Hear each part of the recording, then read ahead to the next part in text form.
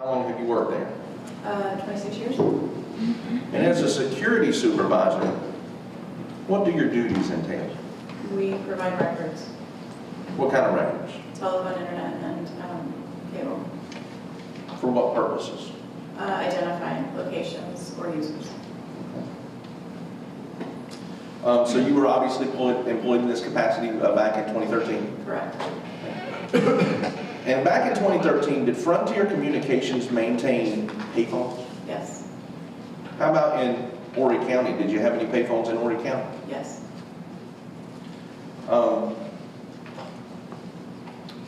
the payphones that you maintained in Horry County, did you maintain records that were associated with those payphones? Yes. And what kind of records did you maintain? Location and call detail. And when you say location, you can actually give the address of a payphone? Correct. How about the phone number associated with that payphone? Yes.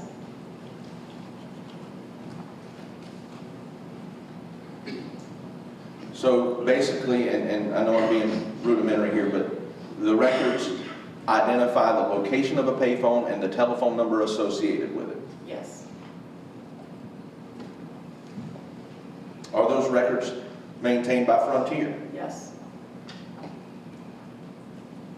Are these something you would regularly have access to? Yes.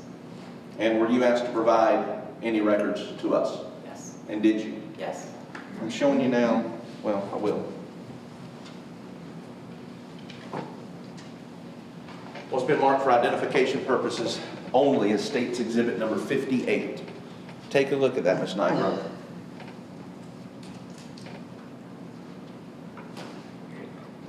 And tell me if you recognize that document. Yes, I do. Tell me what that document is. Provides a telephone number and physical location for that telephone number. And that telephone number is for what? Payphone. A payphone. Is that a Frontier document? Yes. Is that on Frontier letterhead? Yes. Is that a Frontier payphone? Yes.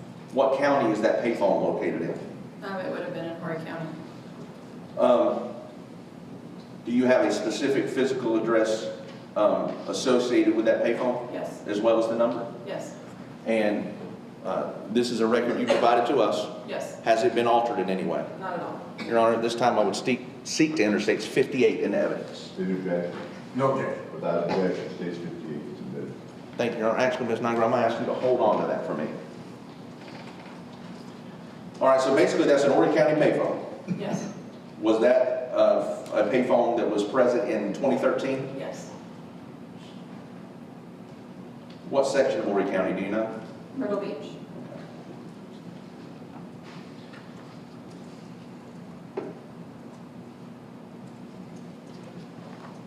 Can you tell this jury the address associated with that payphone? Yes. It was located at 1929 Mr. Joe White Avenue in Myrtle Beach. Okay. 1929 Mr. Joe White Avenue in Myrtle Beach. Miss Miller, if you'll come up here. And will you tell us the number associated with that payphone on Mr. Joe White Avenue in Myrtle Beach? It was 843-444-2462. And that is a Frontier payphone that was present in 2013. Correct. Please write payphone beside that, ma'am, if you don't mind.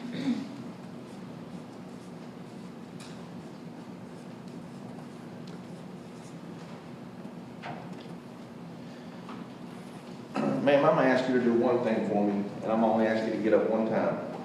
But I'm going to show you what's been entered into evidence as State's Exhibit number 5. And I'm going to ask you to come down here for me if you don't mind. And look on State's Exhibit number 5 and tell me if you can find that 444. If you'll stand right there for me, ma'am. Tell me if on this record you can find that 444-2462 number. Yes. If you take this magic marker and beside every time you see that number, write PP for payphone, please. Where would you like me? Just write out beside every time you see that number, please. Just P and P.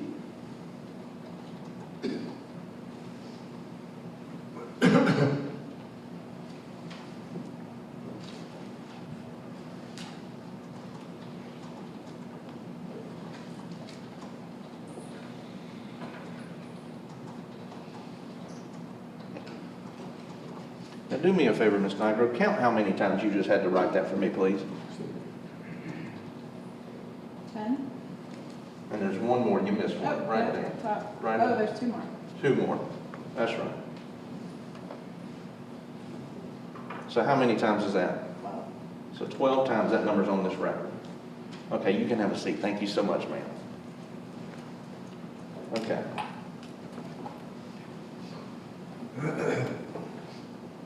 So, what does that tell you? That tells you 12 times that number reached out to this number? Correct. Or vice versa?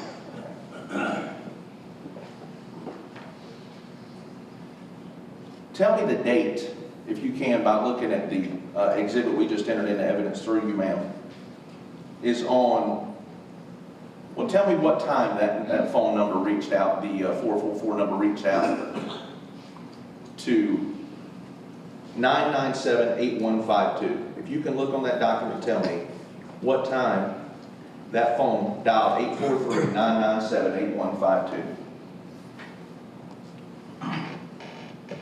997-8152? Yes, ma'am. 1:33 a.m. on December 18th, 2013. So that phone called 8152 at 1:33 a.m. Correct. How long was the conversation from that payphone to 8152? 4 minutes and 50 seconds. And that's in the records that were just entered into evidence. Yes.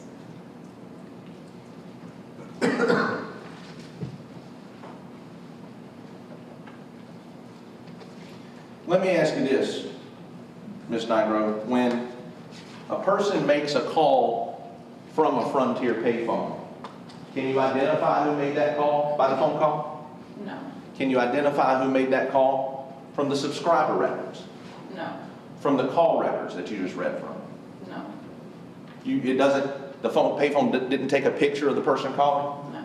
They didn't have to enter a special code, a social security number? No. So it could have been a person, that phone call could have been made by a person named Jerry, Correct. Jim, Yes. Jerry, Yes. anybody. Anybody. Could have been a female. Correct. Okay. You don't know who made that call, No. but we know it couldn't have been Mr. Moore because he already told law enforcement he didn't reach out to Heather Evans that night. But you don't know. I don't know. Jackson, sustained, look ready to make an argument, please. Yes, sir.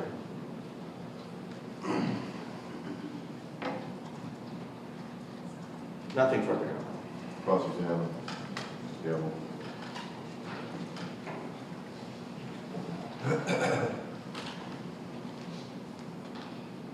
Ms. Nigro, very briefly, Frontier Communications does not record telephone conversations from payphones. No, we do not. No. Okay. So under any set of circumstances, there's no way for you or anybody at Frontier Communications to tell us the gist of a conversation. No. All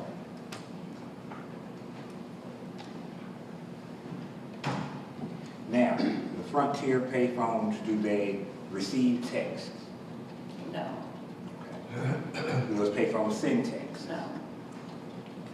Do your records record any text that would have been received by a payphone? No. Would it be fair to say that it is not possible to send a text to a payphone? Correct. Yes. Now, the records that you have are calls into the payphone and outgoing calls from the payphone, correct? Yes. Okay. Now, you use the phrase location and call detail, and we need to clarify that just a little bit. When you are talking about location, you're referring to the location of the payphone itself, is that correct? The physical location of the payphone. Right. Now, when you talk about call detail, you're talking about incoming phone calls and outgoing phone calls. Yes. Okay. And Frontier does not cover any text communication, incoming or outgoing. We do not know. Right.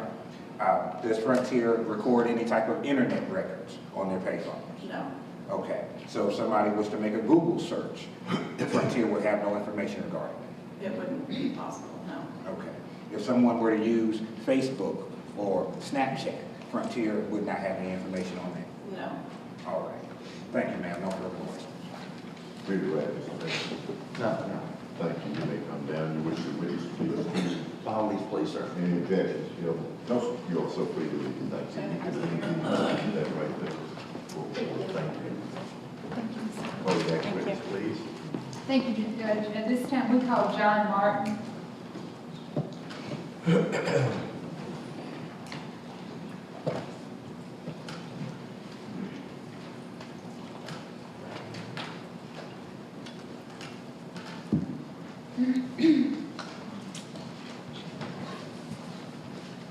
Please raise your right hand, place your left hand on the Bible.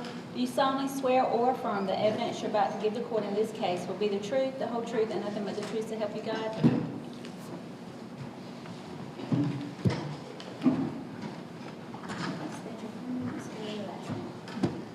Jonathan Lee Martin, M-A-R-T-I-N.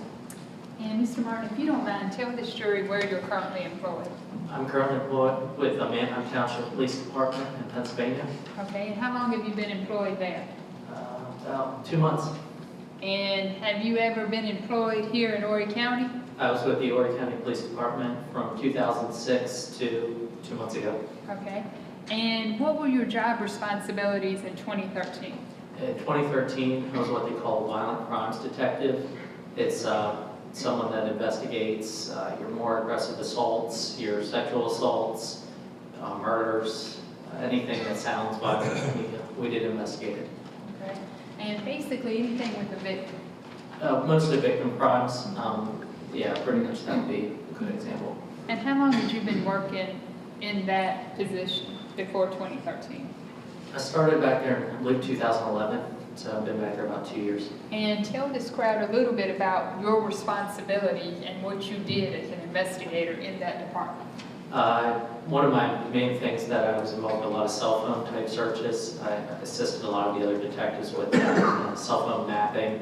You put them on a little, where the tower was and who could connect with that tower. Doing search warrants, interviews, and lots of paperwork. And let me ask you this, did you do, and I know it's paperwork, but did you do search warrants to assist in the case with Heather Ellis? I did. And did you do search warrants for phone records? I did. And did you get the results back for Heather's phone records? I did. Okay, I'm going to show you those phone records, and you tell me if you can identify them. State evidence number 3. Okay.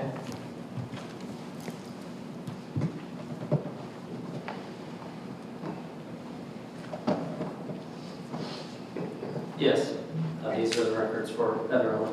And had you reviewed those records in the course of your investigation? I did. Okay, now I'm going to show you state's evidence 58. Do you recognize those phone records? And these are Heather's records, correct? Those were Heather's, yes. That's just probably some of the pages. That's, there are thousands of pages over time. Okay. And how about those phone records? These records are from Frontier Communications. This is what they sent me when I communicated with them, reference a phone number we found in Heather's records. Okay. And did those records corroborate that the payphone had called her? Yes. Okay. Now, let me ask you something. You've already reviewed her records. Yes. Had she ever communicated with that payphone prior to the morning of December 18th? We never located anywhere in her phone history. Okay, so that was the first time she had communicated with that number? Yes. And that it had ever reached out to her? Yes. Okay, now let me ask you something. You're familiar with her phone records, correct? Yes, ma'am. And through your assistance, part of it was figuring out who these phone numbers belong to, correct? Yes. The people she last talked to? Yes. Okay. Objection to the leading. Stay. Let me ask you this. Were you able to identify the phone number that belongs to 385-3175? I was. Who does that number belong to? Mr. Sidney Moore. And how did you know that? We actually had his phone number early in the investigation, and then also he told us his phone number during an interview. Okay. And officers had actually talked to him before you did, correct? Yes, I believe it was, I think he was a sergeant, Corporal Hardy at the time, or Sergeant Hardy, and Officer Casey Kendrick. Okay. And if you don't mind, can you write out Sidney beside this phone number? Sure.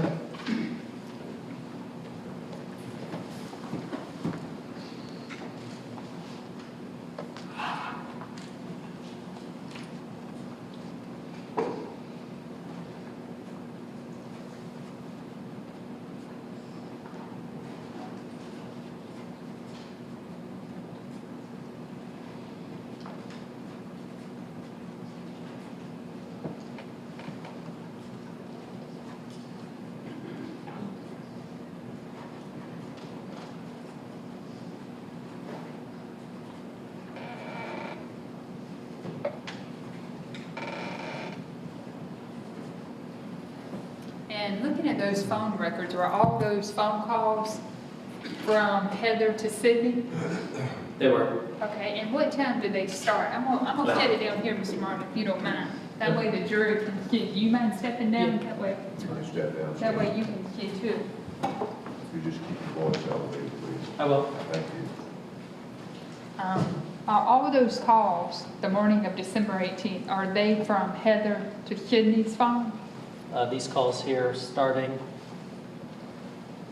at 3:16 in the morning, were from Heather's phone, outgoing to Sydney's phone. Okay, and do you know how long that phone call lasted? The first one, 3:16, was for 0.13 minutes, so just a fraction of a couple seconds, probably an attempt to reach somebody, not long enough to really say anything. Okay, how about the next phone call? The next one was for 4 and almost a quarter minutes. Okay, how about the next one? Next one was 3/100ths of a minute, so seconds. Okay, and how about the last three? Last 3 are the exact same, the 3/100ths of a minute, so maybe a second or 2. So probably an attempt, but not actual communication. And are you familiar with her records for the month of December? I am. Okay. Now, prior to these phone calls, did Heather Elvis call Sidney Moore? There were no outgoing calls or incoming calls to Sidney Moore during that time. Okay, so she had never called him during the month of December until these phone calls? No. Okay. Now, let me ask you something. Earlier in the night, you reviewed the phone records. This is just a summary of the early morning hours. Is that correct, of December 18th? Yes.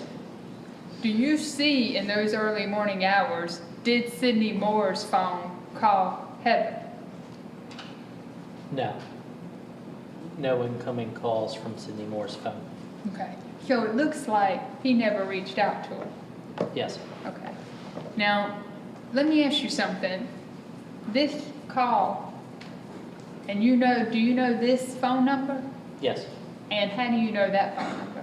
The Frontier Communications phone number that you provided me a minute ago, that's that number right there, the 444-2462. And did those records indicate that that was a payphone? They did. Okay. And was that the first call she received the early morning hours of December 18th? Yes.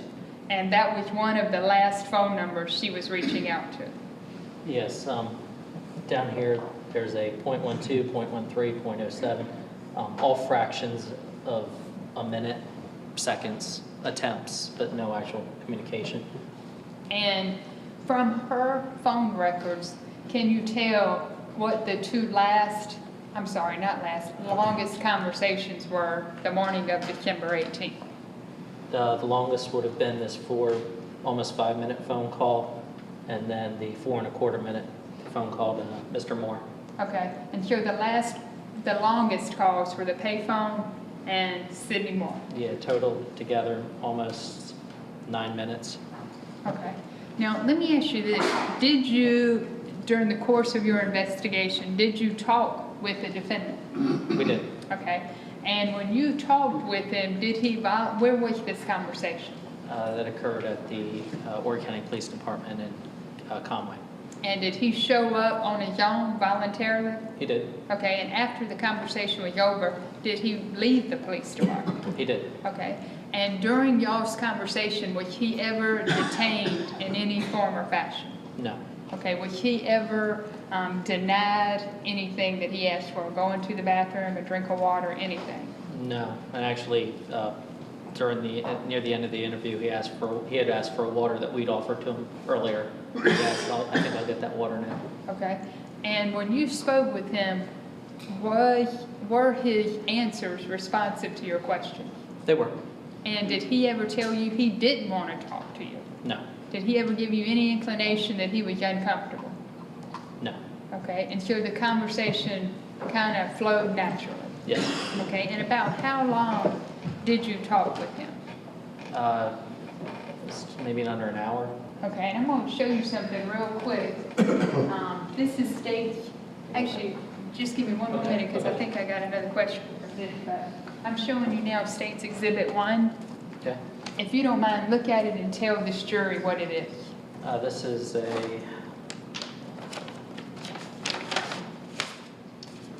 it's a DVD-R of the interview that we did with Mr. Moore. I signed and dated it for August 20th, 2019. I listened to it a couple weeks ago. And is it that's- accurate? It is, And that is a recording of your conversation with him on that day. yes. And if you don't mind, tell this jury that date. When did you talk with him? It was the 20th of December, so it was a couple days after, it was the 18th here is when her last phone call, so about 2 days after that. Okay. At this time, Your Honor, the state wishes to put into evidence state's one and publish it at the appropriate time. All right, any objection other than that that's been argued? Subject to our previous. Subject to objection previously on the record in this case, I'll look at it and you may publish it. And it states what again? What's the number? One. States 1, thank you. Thank you, Judge. Now, Tanya's going to be setting this up. She's audible. Is that right, Mr. Martin? It's just audio. It's just an audio interview, yes. While she's setting that up, I'm going to ask you couple more questions about the interview. Okay. During the course of talking with him, did you ever find out any information about this payphone? We did. And what did you find out? Oh, initially, we asked him if he had made a payphone call to her. He told us that he had not. Actually made the joke that there's still payphones out there. And then after a couple more questions and then during the interview, he did admit that he did make a payphone call and he had been untruthful about that fact. Okay. Now, so he admitted he had made this payphone call? He did. Okay. Now, let me ask you this, but originally he said, no, I didn't make it. Yes. Now, did y'all ever have a video? We did. We didn't have possession of the video at that moment. Detectives had gone to the payphone. I believe it's on 10th Ave, and actually looked at the video. Kind of a grainy video from the outside. It was dark at night, so they could tell that it looked like a man ran to the payphone and from off screen and made a phone call and then left. So that we believed it was a man that made the phone call, but we didn't have direct proof that, it wasn't like a great one of those camera shots where you Okay. can tell directly it's him. Let me ask you this, and we're going to listen to the audio. I figured we'd talk a little bit while she's setting it up. So at that time, when you were talking to him, you did know there was a video that showed somebody on the payphone? We did. Okay, and it was the payphone that belonged to this phone number? It was. Okay. Now, did the defendant know you had that video? Not immediately. I told him that after he said that he didn't make the phone call, I told him that we had a video, and he matched somewhat of the descriptors of the size, the build, the hair length, but nothing more detailed. So after you told him you had the video, then what happened? That's when he admitted, okay, I did make the phone call. Okay. But prior to that, he never admitted to making the payphone? He had denied any contact with Heather prior to her reaching out to him at the end of the day. And that's what he had told the officers the night before, I believe. Okay. Let me ask you this, before we get it geared up, did he tell you why he made the payphone call? Yes, after he admitted, then I did reach out to her. It was so that she would stop reaching out to him. We're trying to get him, I think she's leaving notes. He said she was leaving notes on his car. Okay. Let me ask you this, since he tells you, look, I called to tell her, leave me alone. Yeah. Do the phone records, something tangible that we can look at black and white, did they show that she ever reached out to him in December? We have no contact, no. Okay. Now, let me ask you this. He says she's leaving notes on his truck. Mm-hmm. At the time of the interview, did you know that was a new truck that he had bought? No. Okay, so you thought that was the same truck he had when he was seeing Heather? That's the vehicle they had. We didn't have like a date for it. Okay, not at that time? Not that time. Later on, do you get a date on it? We did. Okay. But at the time you're talking with him, you don't know if that truck is a new truck? No. Okay. But you do know just from this, she had Yeah, not she's reached a out. lady. Not your- Now, in the course of the conversation, does he lay out where he went that night? He did. It took him a while. He kept having, I can't really remember the order or where I went, which was odd because it was 2 days ago. It wasn't asking weeks, but it was 2 days ago, what'd you do? And he identified that there was a trip to Walmart to get a pregnancy test. There was a trip to Broadway at the beach. There was, I think there was a trip, I'd have to listen to the exact restaurant. There was a restaurant he worked at that night, and then there was a trip out to Carolina Forest area where he said that he and his wife met and had sexual relations. Okay, why don't we do this? Let's publish the interview. Mr. Okay. Martin and I may have some questions afterward. That way we can all get on the same page.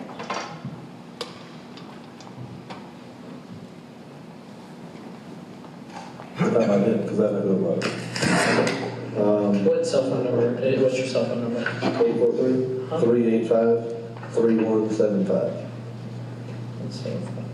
So she calls your cell phone a couple times, finally gets a hold of you. And. Where were you at when you got the call? Actually, I think I was sitting in the bed. Sitting in bed? Yeah. And, Were you up still? yeah, because we hadn't been long, we'd gotten in from work. Okay. Where do you work at? All over the place. Where? That night, I'm almost 100% sure. I know I worked at Longhorn that night. I know I worked at Sticky Fingers that night.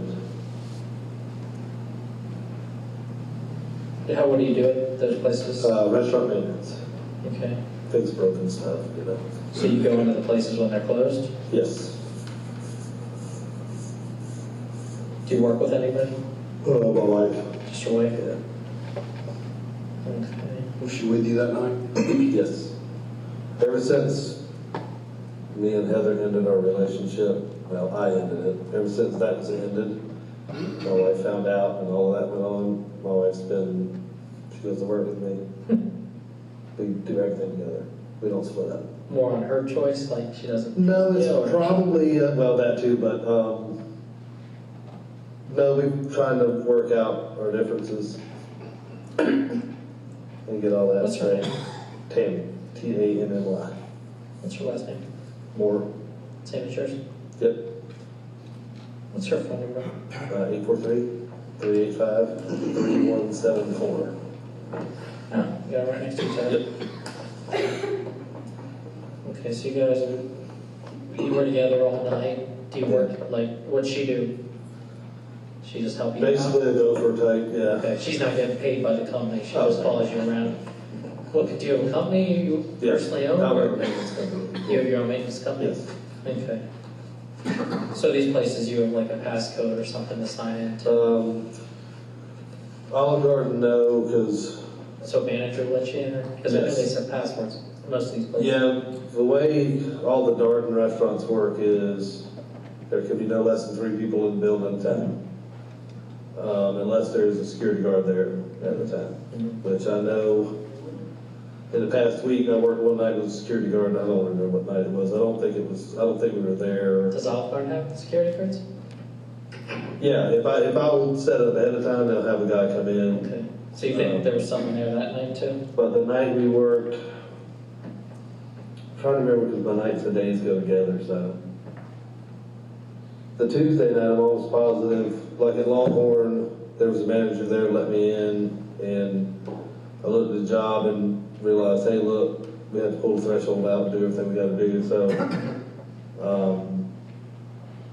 left there with sticky fingers, and she wasn't in the building, but she passed me in the parking lot leaving.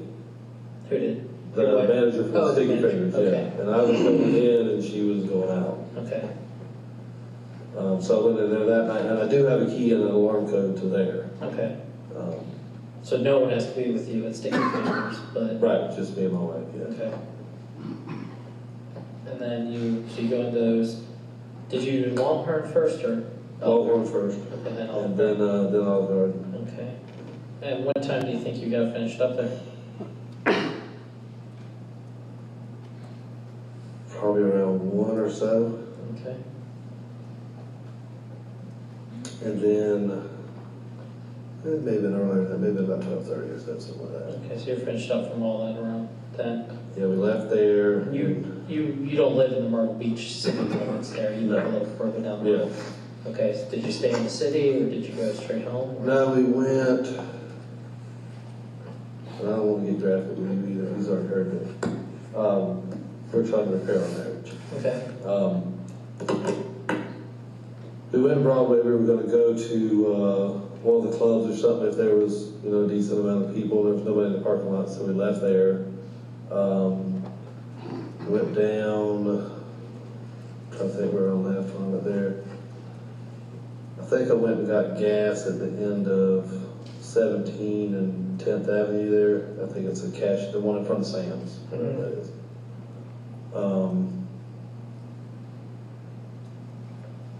did you, I'm almost positive I got a pregnancy test that night. I don't know if it was in that order. for your wife? Yes, because we're trying to have a baby. Was it at the gas station? No, it was at Walmart actually, in Myrtle Which Beach. Walmart? Myrtle Beach Walmart? Yeah, what is that, Seaboard Street, 501. Do you think that was before or after gas? I cannot remember. Okay. And then we went. Was your wife with you the Yes, whole time? yeah, she was with me the whole time. Okay. Then we left, When you got gas, did you pay at the pump or did you go inside? yeah, because the attendant was gone, so you have to put cash in the machine itself, like in the pump. Okay. Like cash? They actually take some Yeah, cash? it takes back? Because you didn't go into that building? no, because there's nobody in it, you can't, it's just like a drive up anyway. Okay.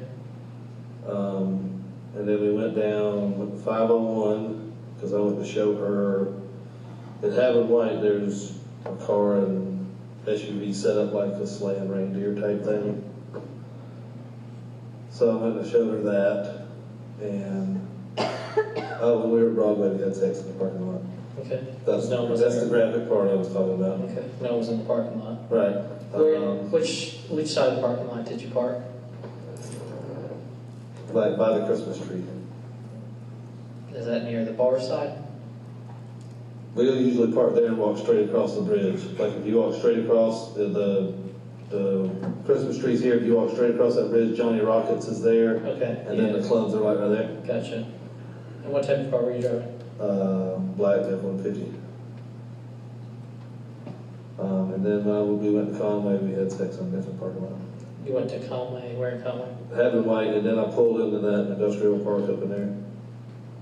That's true. Like right after you pass Having White, you turn right, and it seems like there's the college has got some stuff in there, and then there's seems like there's a TV station or something there. Oh, you mean Across from across from HTC. across from Coastal. HTC? Yeah. Like it's like behind HTC. It's kind of a frontage type road that goes back there, and there's Yeah. soccer fields and all kinds of Yeah, stuff. that's that. So you park back there also? Yes. What time do you think that was? Oh shoot.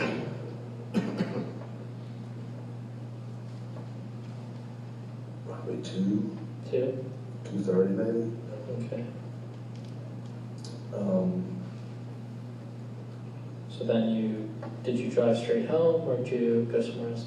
I'm trying to remember. I know I left there. Seems like I cut over to 544 and went down that way. I'm trying to remember where I went, if we went home then.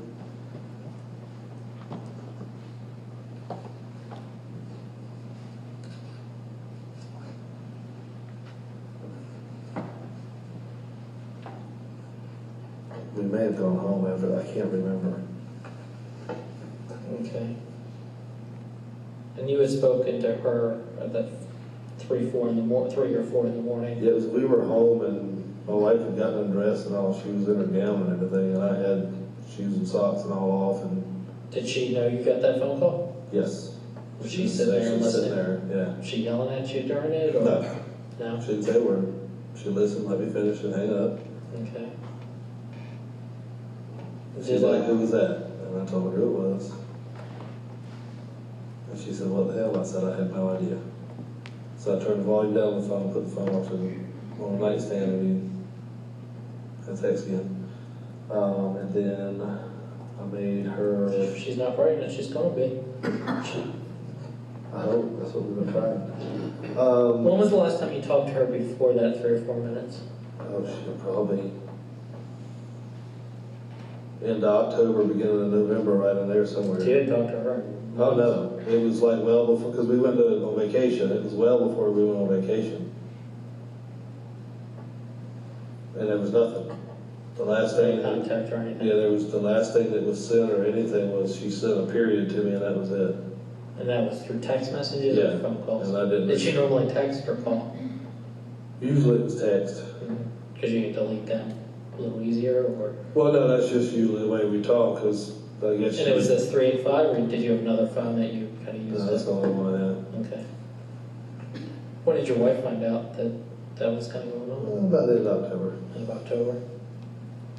Okay. Now, And she asked, what do you want to do? And I mean, at first I didn't tell her what was going on. had she ever met her? No, Never seen her, never met her? nope. And then the following day, I told my wife what was going on, and my wife actually talked to her, and they had planned a meeting, and she didn't show up for the meeting. Where did they plan to meet? I think they were going to meet at Broadway. Okay. She worked there? Yeah. And she was just trying to, my wife was just trying to find out exactly what happened. That's all she was trying to find out, because I had lied to her, didn't tell her what was going How on. long had you known Heather? I'm trying to think of when I started working at Tilted Kill, because I mean, I met her. Were you working maintenance? Yes, I mean, I kind of met her in passing, and it was sort of like a, hey, how's it going type thing, sort of like that. How'd you start a relationship? Just A chat? couple of the girls had said, hey, you know, Heather had a dream about you, like a nasty dream or something, and I'm like, okay, good, and, you know, I was going about my business, and like 2 or 3 times that kind of happened, and then, you know, we just kind of sort of got, we would talk a little more every time in person, and then she started calling me. And I still don't know how she got my phone number, but she started calling me. And this is Yeah, we around, kinda let on- you think? Summer? Mid-September or something, Mid-September. maybe. So she started texting or calling you, and you could start Yeah. calling her back when she's a young pretty girl. Yeah, Yeah. and she was interested in, Where would you meet her?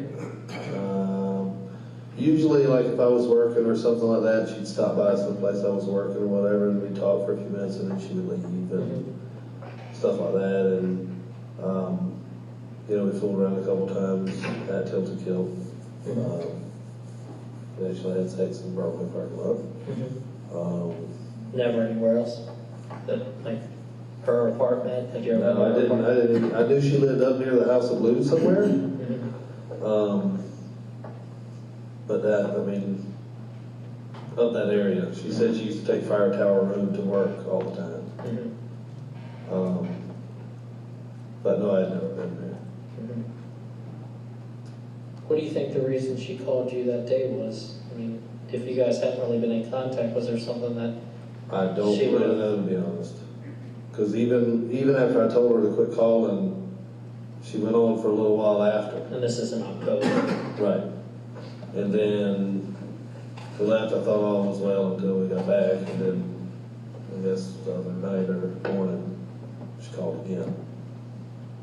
What was that conversation like? She's like, hey, I'm like, who's this? She said, Heather. I said, what are you doing? She said, can you come meet me? I said, no. I said, I've told you, I said, I'm trying to fix my marriage, I'm trying to fix what I goofed up. I said, we can't see each other, we can't date, we can't do anything. Why you gotta be like that? I said, I'm married, I'm happily married, and I wanna stay that way. And she said, fine, fuck it, she hung up. And that's when I turned the volume down, set the phone off, and she called 4 other times. You just didn't answer. And I didn't know because that was ringing. Did she say where she was? Nothing. She just said she wanted to meet. But she didn't say where, like maybe No. in North Myrtle Beach or? No. Which, I mean, that was my initial thought. You want me to drive to North Myrtle Beach at 4 o'clock in the morning? Yeah, that's gonna fly over great with my wife right now. And that was the first conversation you had with her that night? Yes. Had you used any other phones that night, your wife's phone? No. Did you make any payphone calls? No. I still have payphones. There was a phone call made to Heather that night from a payphone at the gas station on 10th Avenue. But Okay. we have video from that. Okay. Did you try calling her? Just a minute? No. A second? You sure? Maybe. Okay, how about we start again? I did. I called her from the Okay, phone. let's start from the start again, because I know. I don't know you, you don't know me. I know. In the whole story, everything's legit. Okay.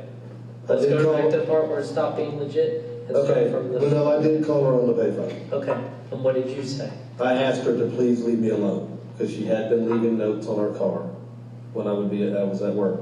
When was that last happened? Like almost the first night we got back.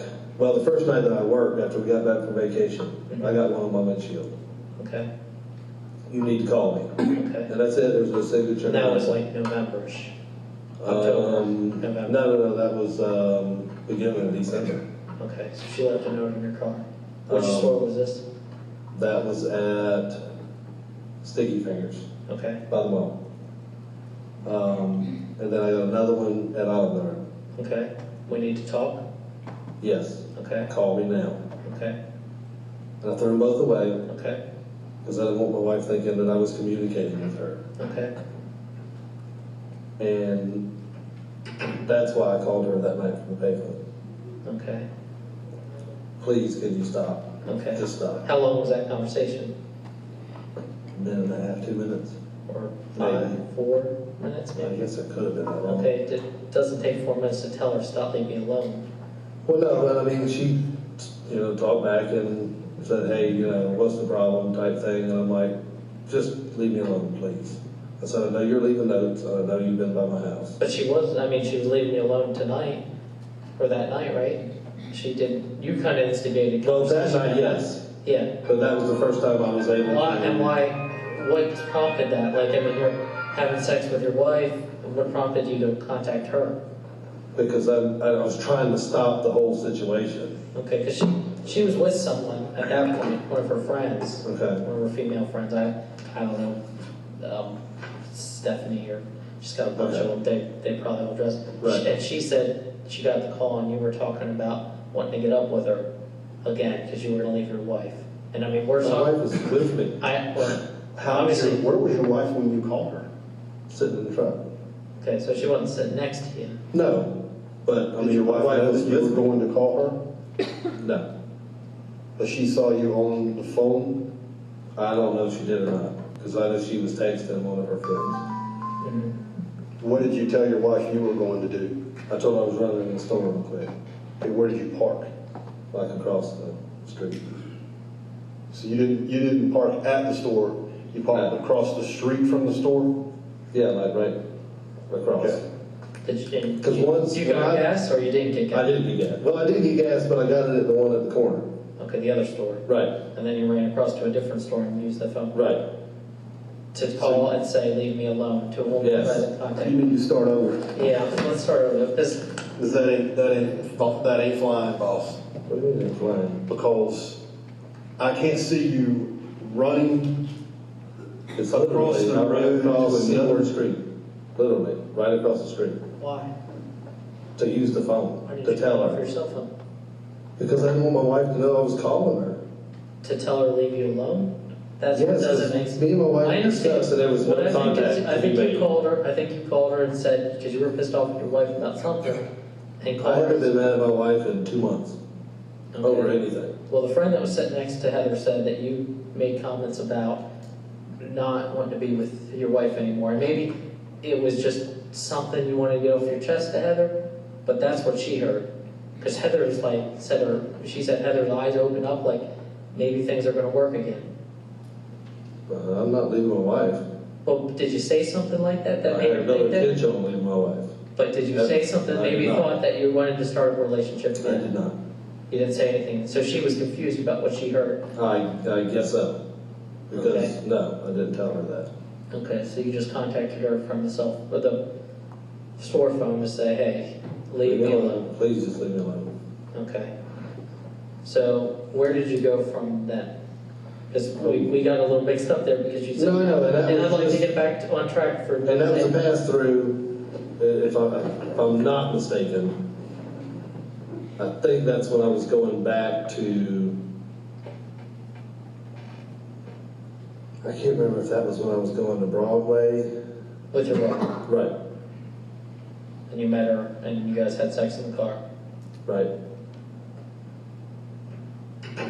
I can't remember why we were going down Seaboard Street. What made you think about calling her at that point? Because I had been thinking about notes and shit, and I know I'm almost 100% I had seen her on my road. And I'll explain the same way I explained to him. There's a substation like by my house, and it's a dead end, it's a private road, and the man that does security for them, he's, I guess, like a cop and works for them, I don't know how that works. He had told me before, if you see anybody in there, please call me and let me know. And I called him a couple times, and I've had stuff stolen out of the driveway, out of the back of my truck.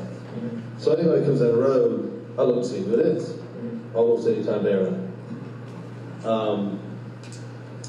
And I wouldn't bet my life on it, but I'm almost positive at least 4 or 5 times I've seen her on my road. Like I would see her going back out.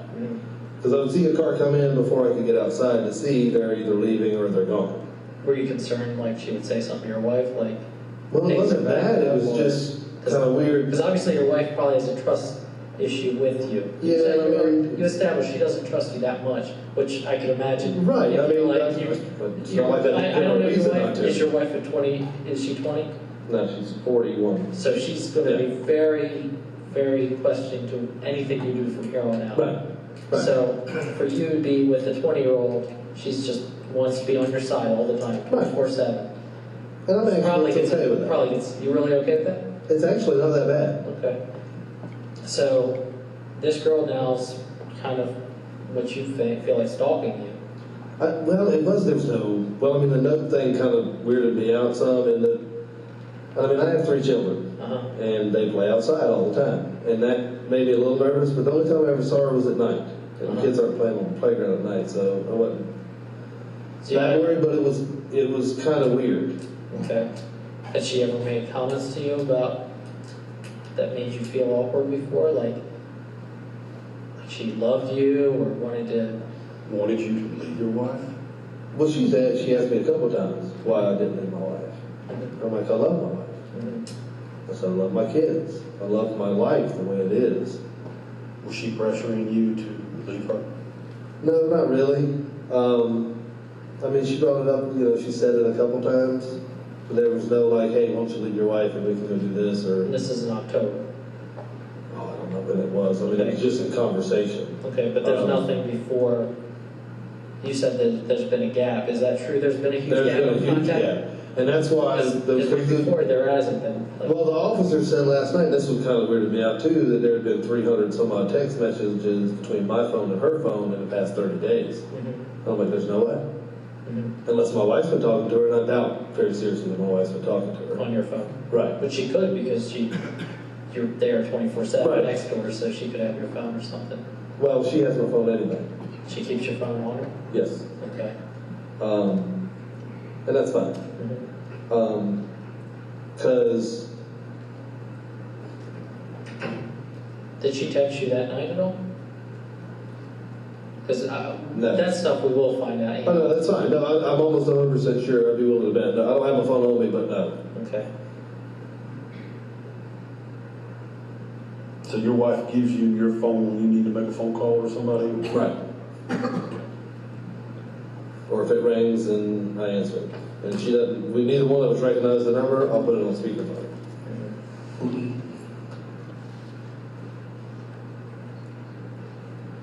Just trying to think I don't see what prompted you to contact her that night, out of the blue. I mean, she was going on her normal life, and then. Well, I don't know that it was Something normal you- life because she had been leaving notes and she had. Okay, well, I know she wasn't leaving notes that night.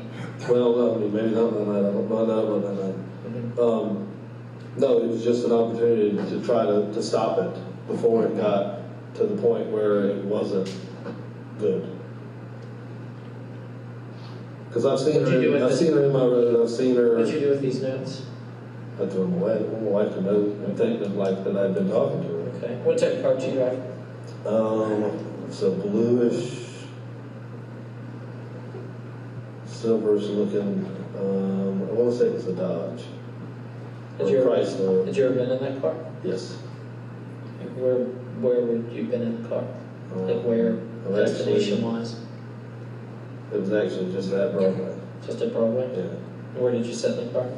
I sat in the front seat, I think once or twice, and the back seat, once or twice maybe. Has anyone ever been with you guys when you were out and about? No. Like maybe one of her girlfriends or something? No.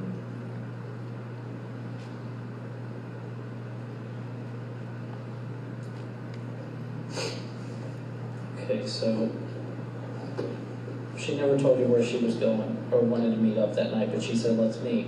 Right. Because you had contacted her and said you want things done. Right. And I thought everything was fine, and then I got home and she started calling. What happened at that point? When she started calling and everything, how did your wife feel about that? Well, I mean, she was like, why the hell is she still calling? Like, I don't really know. So you didn't tell her at that time that you had made a phone call to She her? still doesn't know that I made a phone call. Okay. Myrtle Beach. And that, after that call came in, you at no point left your house that night? No. In your truck and nothing? No. That car never left? Did your wife ever leave? Nope. She was with you the whole night? Yes. And you guys both went All to right, this sleep? is weird, so y'all don't look at me like I'm crazy, or she's crazy. The trust issue Yeah, is big. I can imagine. When we go to So sleep, I'm handcuffed to the bed. She She's handcuffs the only you? one with a key. She handcuffs you to the That bed? was our agreement for 6 months. I Really? told you it sounds weird. So when you got that, which hand did you cuff? I do my left hand so I can put it under the pillow and lay next to her. Okay.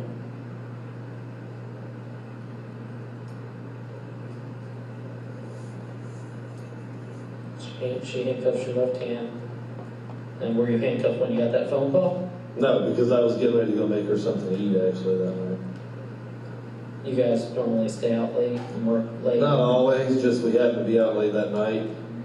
And we got home and she took a shower and all that stuff. And by the time I cooked her food, heck, it was probably 4 o'clock. What'd you cook her? She's on a diet, so it seems like I did. I probably did pot stickers. She'll eat like 3 or 4 pot stickers or something.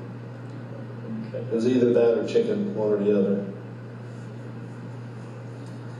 Because she only eats about 3 things, pot stickers, chicken, So you and bring up the 7. food and just take the position there next to the bed Pretty and much, go to yes. sleep? Yes. Okay, and you didn't make any calls more that night or receive any? Nope. Did you turn your phone off? Well, I turned the volume down and laid it off on the side table. She plugged it in. But you didn't receive any more calls from her? Oh, no, 4 more after. But we after talked. that? But I didn't talk to any. I But didn't after answer. those 4, nothing more? Nothing more, no. Do you know what time the last one was? Oh, I have no idea. You didn't receive any texts from her? No.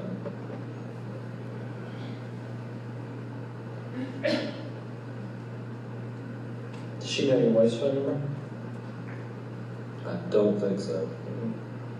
Has she ever I made, mean, she may, I don't know. But I has she don't ever think made a so. statement to her like, she'll talk to your wife? No, because my wife tried to talk to her, and she didn't want to talk to my wife, I guess, because she didn't meet her.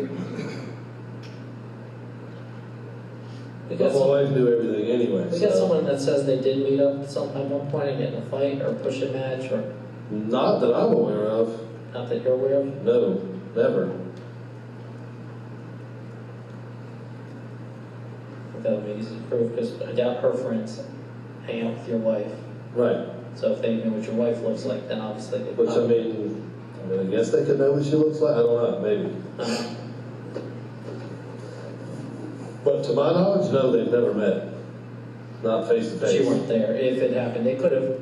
I mean, I guess it could have, but like I'm saying, is after my wife found out anything was going on, we've been together ever since. Do you think she's called her at all and told her to stop, or? Well, I mean, they had their one talk, and they talked, and that was it.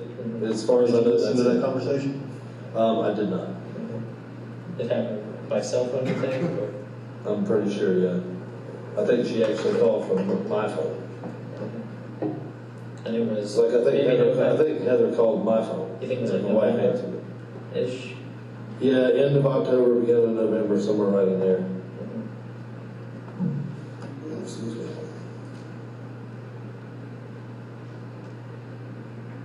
But I can't imagine my wife calling her for any reason.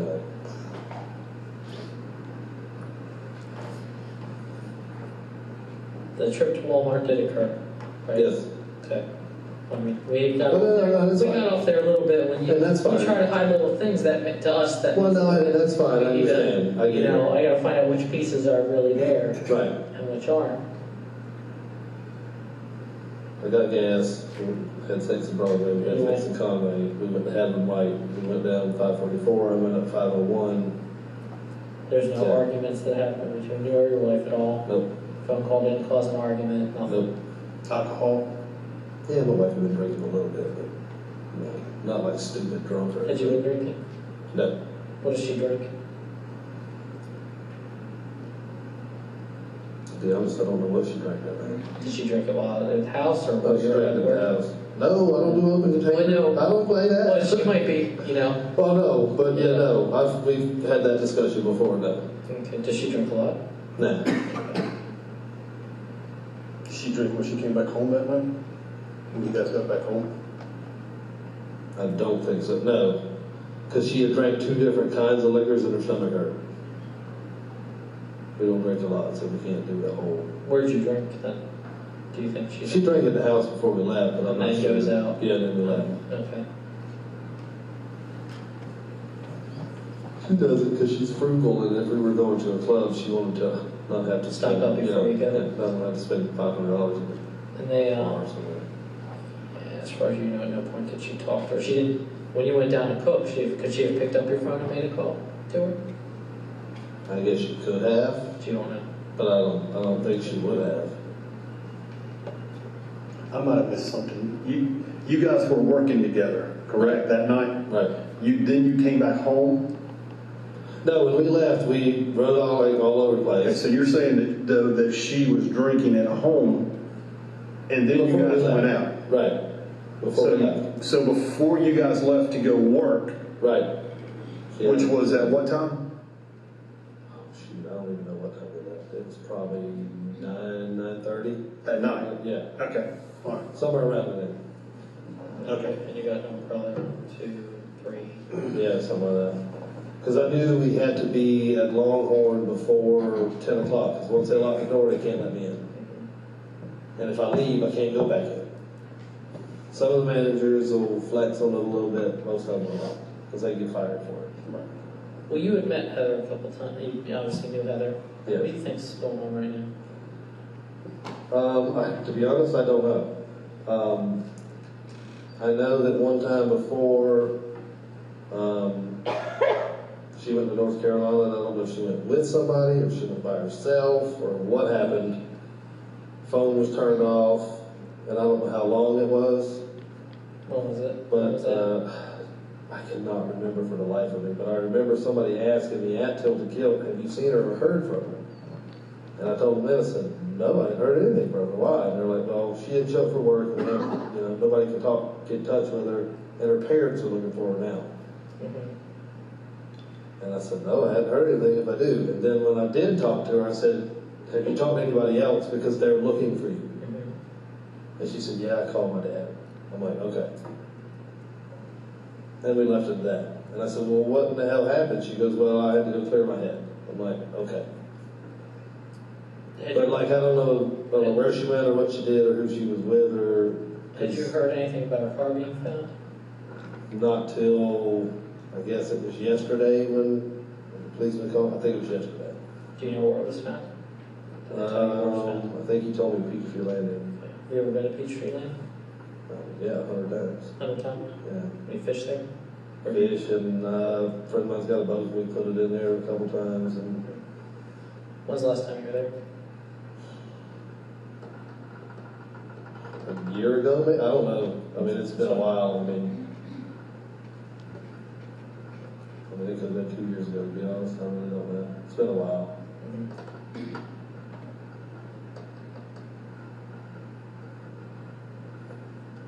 Has your wife ever been there with you? Yeah, but that's been a really long time ago. A friend used to keep a boat in our house, and I asked him, hey, you care if we use it one day? And that's been 10 years ago, probably. That's been a long time ago. How long have you been at your current residence? About 16 years.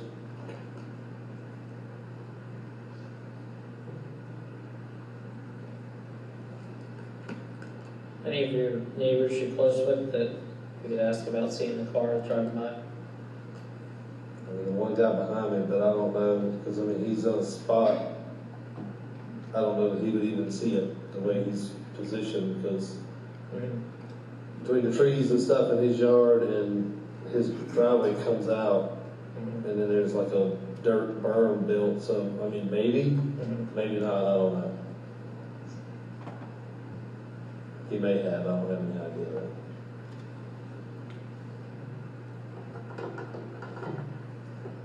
You don't have your phone with you, you said? No, Does your wife have it? Yeah. You think she's back yet? Oh, she may be, I don't know. I don't know what time is it. Go check. It is 4:18.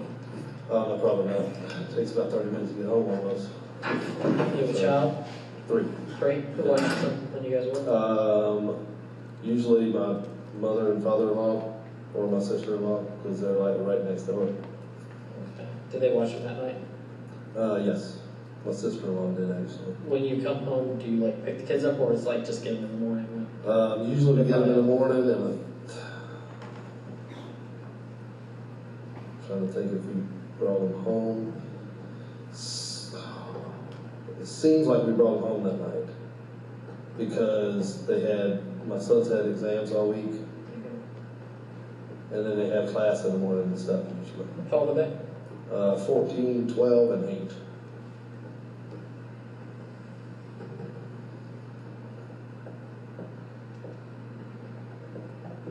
How old's Tammy? 41. 41, you said.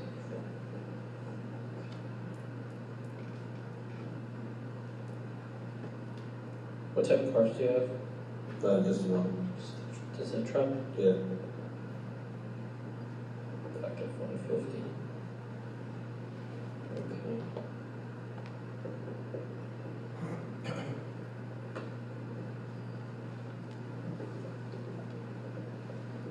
Had she made any calls that night to anybody? While you were with her? She was talking to a friend of hers, but I don't know who it was. You know what about?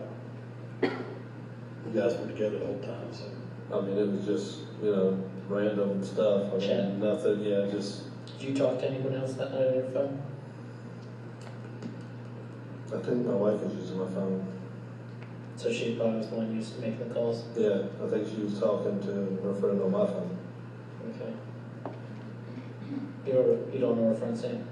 No, I don't know who it was. Okay. So she probably was using, could have been hers, but it didn't realize not. Yeah, I think it was mine because her phone goes over the truck, like it's Bluetooth, so I would So hear the she'd phone. have to sit and listen. So yeah, I have to hear the phone conversation, so she was on, I think she was on my phone. Okay. Unless you turn Bluetooth off or something, maybe. Okay. Let me step out and check some of the stuff, being that, make sure that everything's in. Oh, that's fine. Yes. Would you be, before he does that, would you be willing to take a lie detector test? Not without talking to a lawyer first, because I'll be honest, I don't like confrontation at all. I hate confrontation completely. And I get nervous as shit in any confrontation. Okay.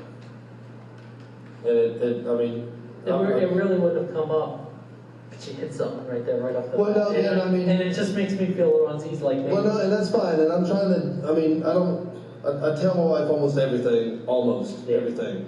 And I'm trying to fix what we have slowly gotten back, Yeah. because we drove cross country, and we talked while the kids were sleeping in the car. We're talking the whole time, trying to work all of this crap out.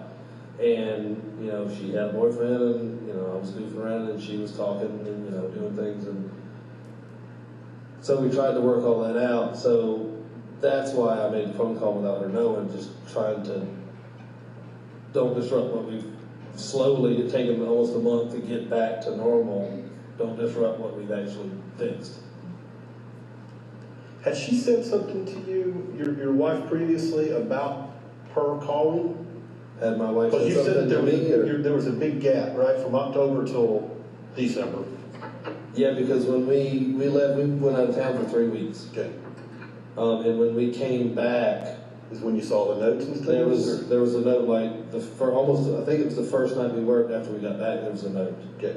And you think you got to it before anybody else saw it? I'm almost positive, yeah. Okay. All right. Because I grabbed it, looked at it, and I'm like, are you kidding me? I balled it up and threw it in the trash can. Okay. To try to avoid starting a bunch of shit. I'm sorry. Hello.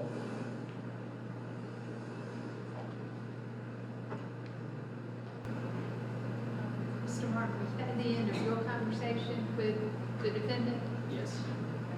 And at that time, you left the room? Yes. Okay. And you had talked to him for about 45 minutes? It was about 45 minutes, yes. Okay. You know, I think if you don't mind, I'll ask a couple of questions just for clarification. Okay. I think I'm a little confused. That was a lot of information. My question to you is, he told you where he had gone that night, correct? Yes, a little roundabout way, yes. Okay. And did he tell you he had gone to Broadway at the beach? He did. Okay. Now, did you know where the victim Heather Elvis worked? She worked for the Tilden Kilt, which I think it's not there anymore, but it was at Broadway at the beach at the time. Okay.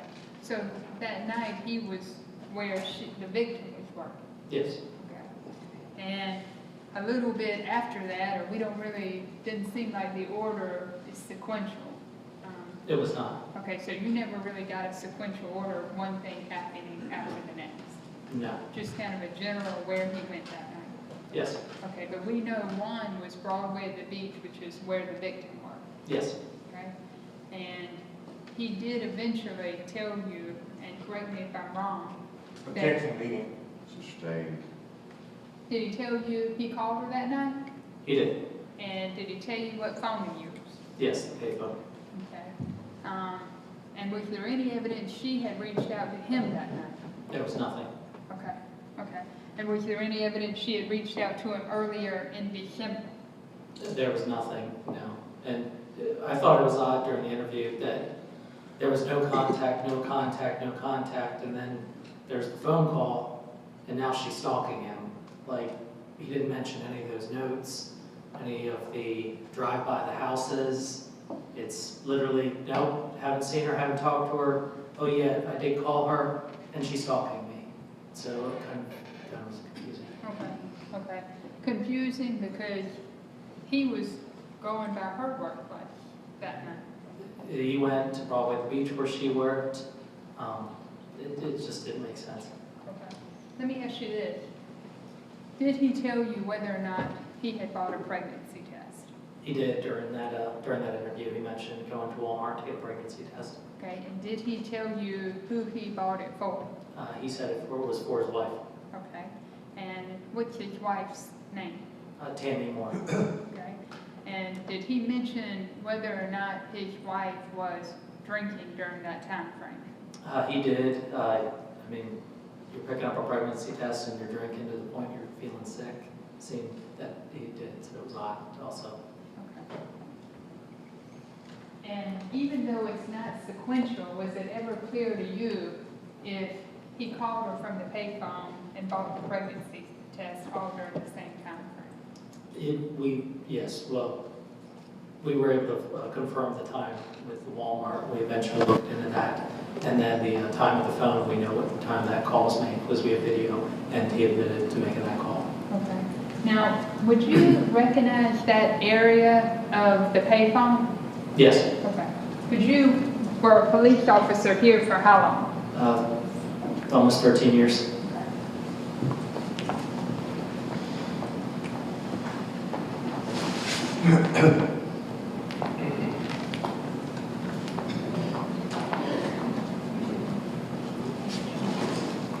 There's an old copy over there that I just tore up. I'm showing you now what's been marked 59. You recognize what I'm showing? Yes. And what am I showing? Don't show the jury Oh, yet. I'm sorry. What am I showing? It's an aerial view of the Seaboard, Mr. Joe White Avenue intersection. And does it include where the payphone is? It does. And does it include the area around it? It does. And is it accurate as to that area in December of 2013? It is. Your Honor, this time the state wishes to publish state's exhibit, put it into evidence and then publish 60. Any objection? No, sir. Without objection, 60 is admitted. Thank you. Mr. 59 is Brown, what you said. 59. 59. Oh. Sorry, 60 was the other. Sorry. Could you mind stepping down, Mr. Brown? I'm gonna move the camera.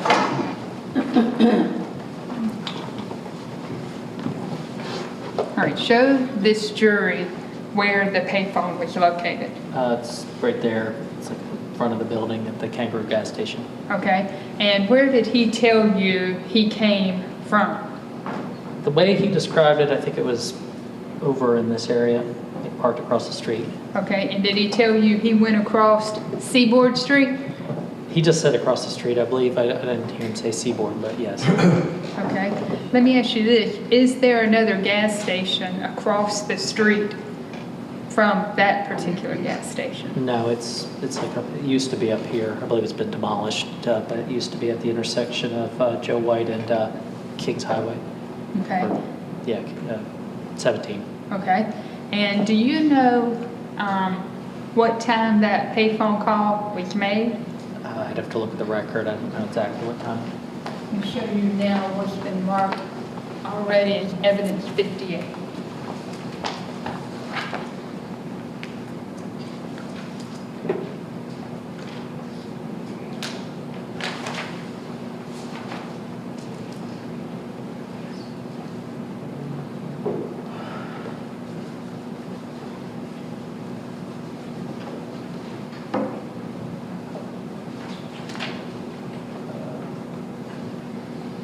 Uh, 1:33 in the morning. Okay, so AM? AM, yes. Okay. Let me ask you something. Do you know, and you may or may not know, do you know whether or not South Carolina Air would have been open at 1:30 a.m.? I believe all the businesses in that area are closed. There's some strip clubs down this way that are open that late, but nothing in that immediate area. I think Sonic's even closed that late. Okay, so everything around across the street would have been closed? Yes. So he would have had to have parked at some establishment that had already closed down Yes. and then crossed the street to get to the payphone? Yes. Thank you, Mr. White. If you don't mind, have a seat.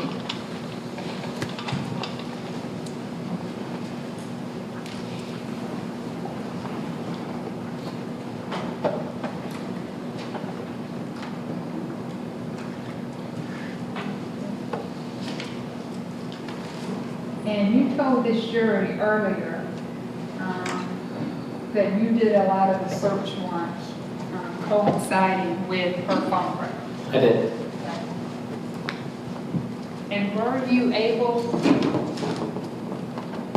see if I can, were you able to determine every phone number she spoke with that night? I was.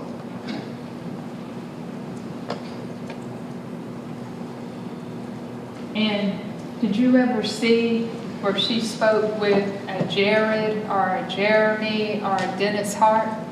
No, there were no phone calls to them. Okay. So all of the phone numbers that went to the victim are listed on this board here. They are, I think, totaling three total numbers. I'd have to look at close, but I think there's 3 different numbers that she communicated with that night. Okay. Okay.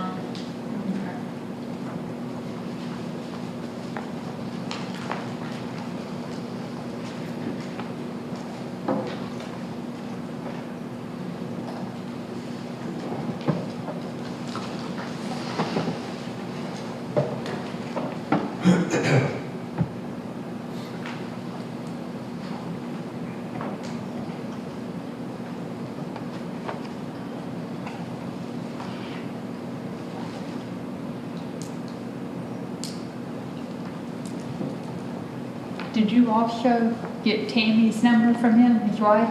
Yes, it's like the number right before his. And were there any phone calls from her? There was no contact with Tammy, no. Okay. And did he ever indicate to you whether or not his wife had contacted the victim that night? He said to the best of his knowledge, she had not. Okay, so he was the only one that spoke with the victim Yes. that night? Did he indicate whether or not she was with him all night? The wife, he Mhm. repeatedly said how they were together all the time. And who was the person that chained him to the bed? It was Tammy.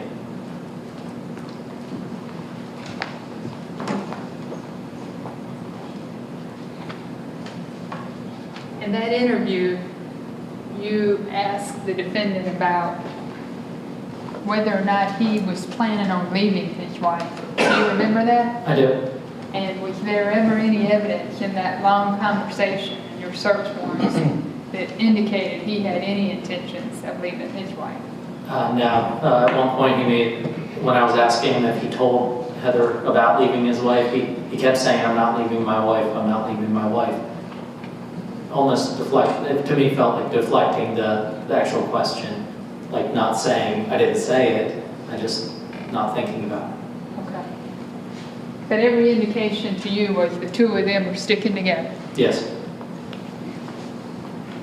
No further questions, Your Honor, for this witness? They cross-examine Mr. Gilmore. Your Honor, I'm sorry, I'm confused. The first objection on his direct examination was from Mr. Boucher. I just didn't know who was. No, I told him, you object, I didn't, I said it's not his witness. Okay. Yes, sir.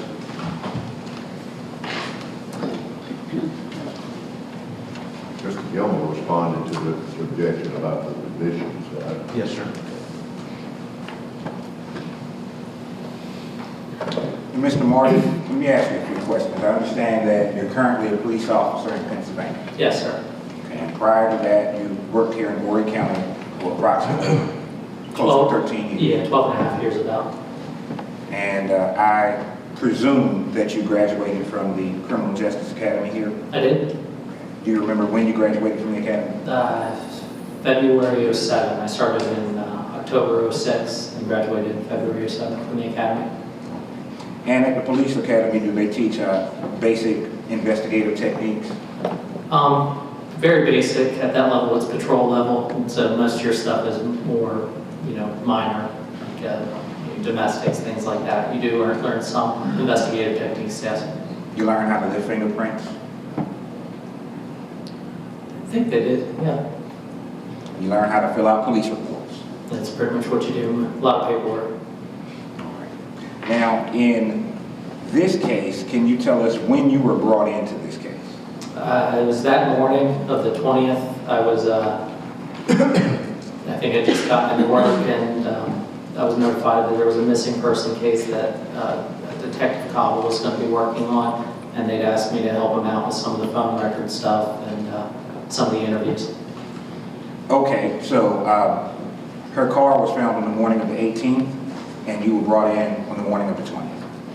I believe the report and all that was documented on the 19th.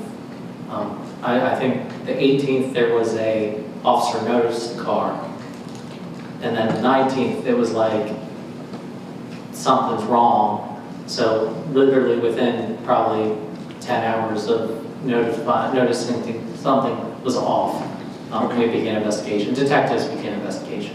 So officers noticed the car, I think it was Officer Guskowitz, noticed the car on December 18th at approximately 4:03 a.m. Yeah, I mean, there's lots of cars are parked everywhere. We don't, open up investigation just because we see a car.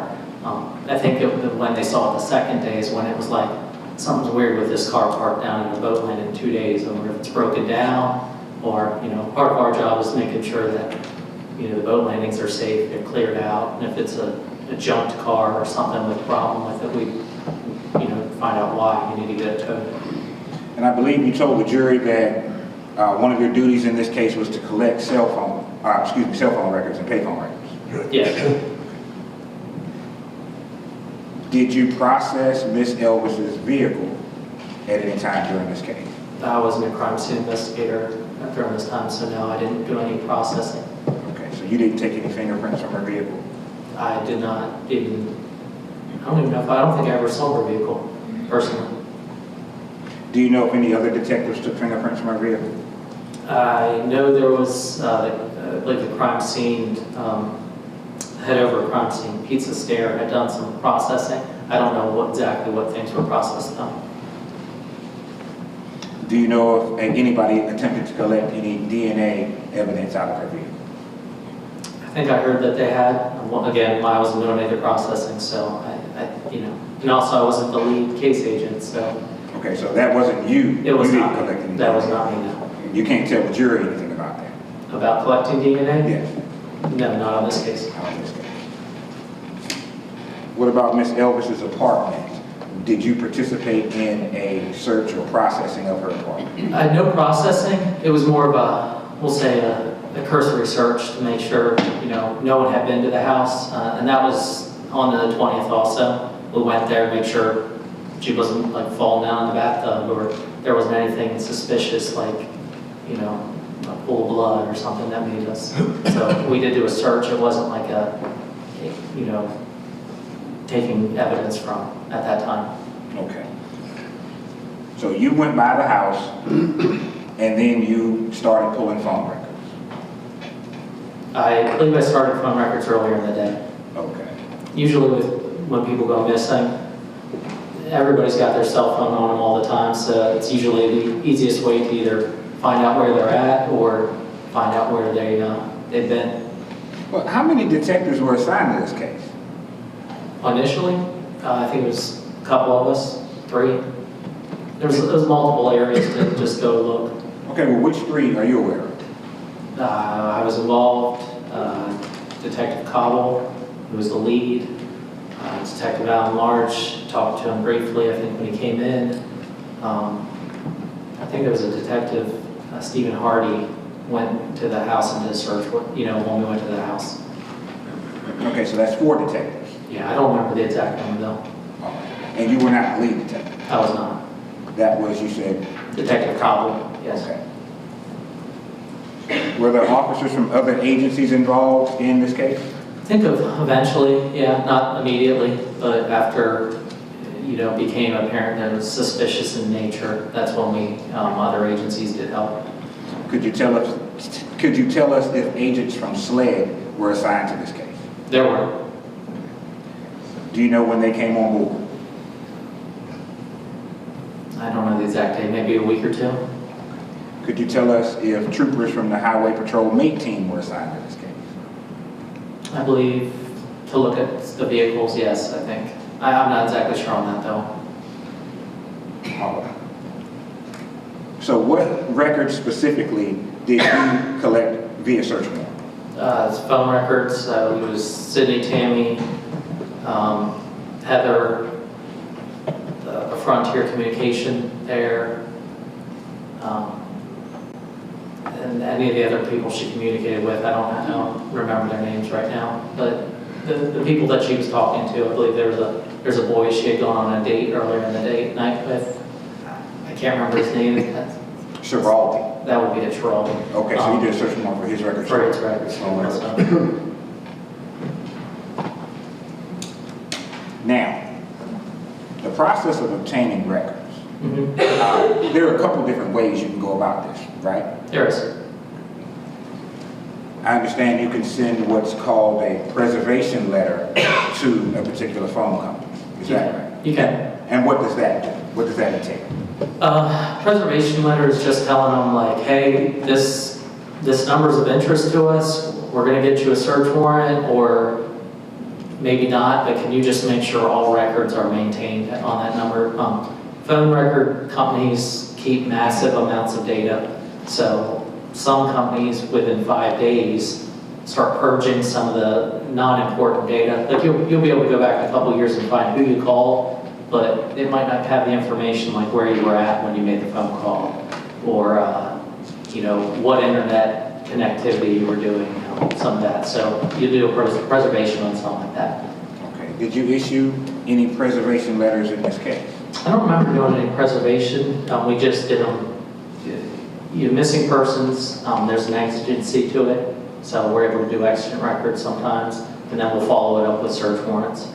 Now, the exigent request is the same as a search warrant or different? It's different. It's just notifying them of an exigency. If we believe someone's in danger, can't reach somebody that's out of the ordinary. A normal search warrant could take a week, 2 weeks. T-Mobile, I think, could take a month. That doesn't help us when we get the records a month later on something like that. We need the records today.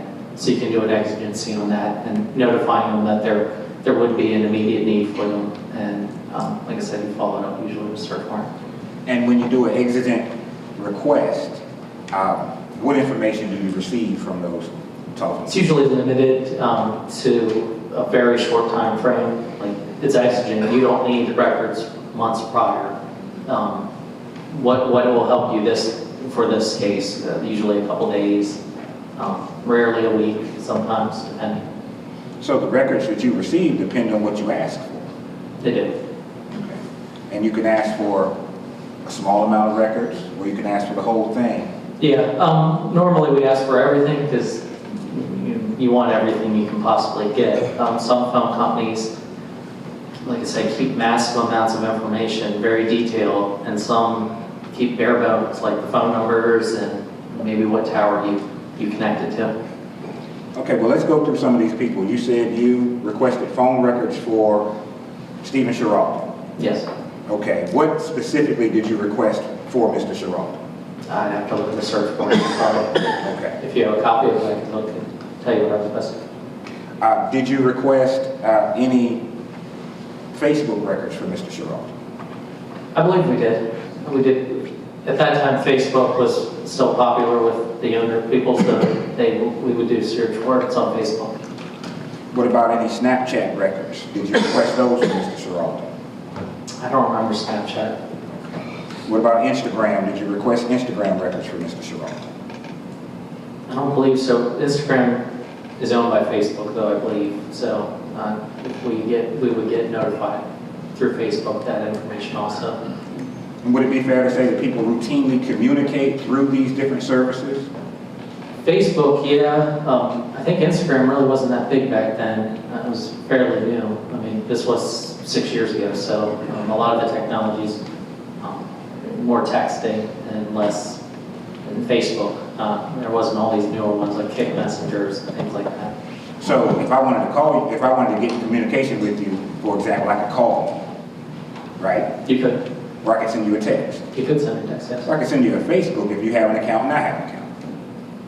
Yeah, I think back then there was Messenger, yes. Okay. And same with Snapchat and Instagram. I don't know if Instagram does messages. I don't have an Instagram account, but yeah, I think the Messenger one you can. Okay. Now let's talk about the payphone. I understand that the only records available for the payphone would be call detail records, telephones only. Yeah, it doesn't help much to know tower information because it's a stationary phone. Right. And likewise, the payphone doesn't have any Google information or Facebook information. No, I think it's just a phone with a couple buttons.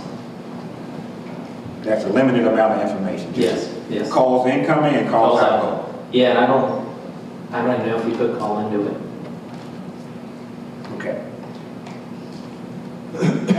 what about Ms. Tammy Moore's phone? What information did you request in the search warrant for that? Same stuff, call detail records, tower information, I think internet type connections, pretty much whatever, I think it was a Sprint number, whatever Sprint could provide, we asked for. Okay, so Sprint can give you phone information, text information, and internet access information? Sometimes. Some companies have that stuff, some don't. It's, a lot of times they'll tell you when they did internet activity, but it doesn't tell you where it was. Like, you used this many bytes up, or downloaded this many bytes. It'll tell you that, but it won't really give you, like, it doesn't tell you what website you went to. So you could ask these telephone companies for specific information for each number listed, correct? We usually ask for about everything they have. They change their technology sometimes, and they don't call law enforcement and say, hey, we have this now. So you pretty much do any and all records pertaining to this phone number, and they'll give you what they deem to be the most up-to-date list. Now, as far as Sidney Moore and Tammy Moore, did you collect any cell phone information for them? We did. Okay. Did you collect any internet information for them? I'd have to look at what came back from their phones. I'm not exactly sure.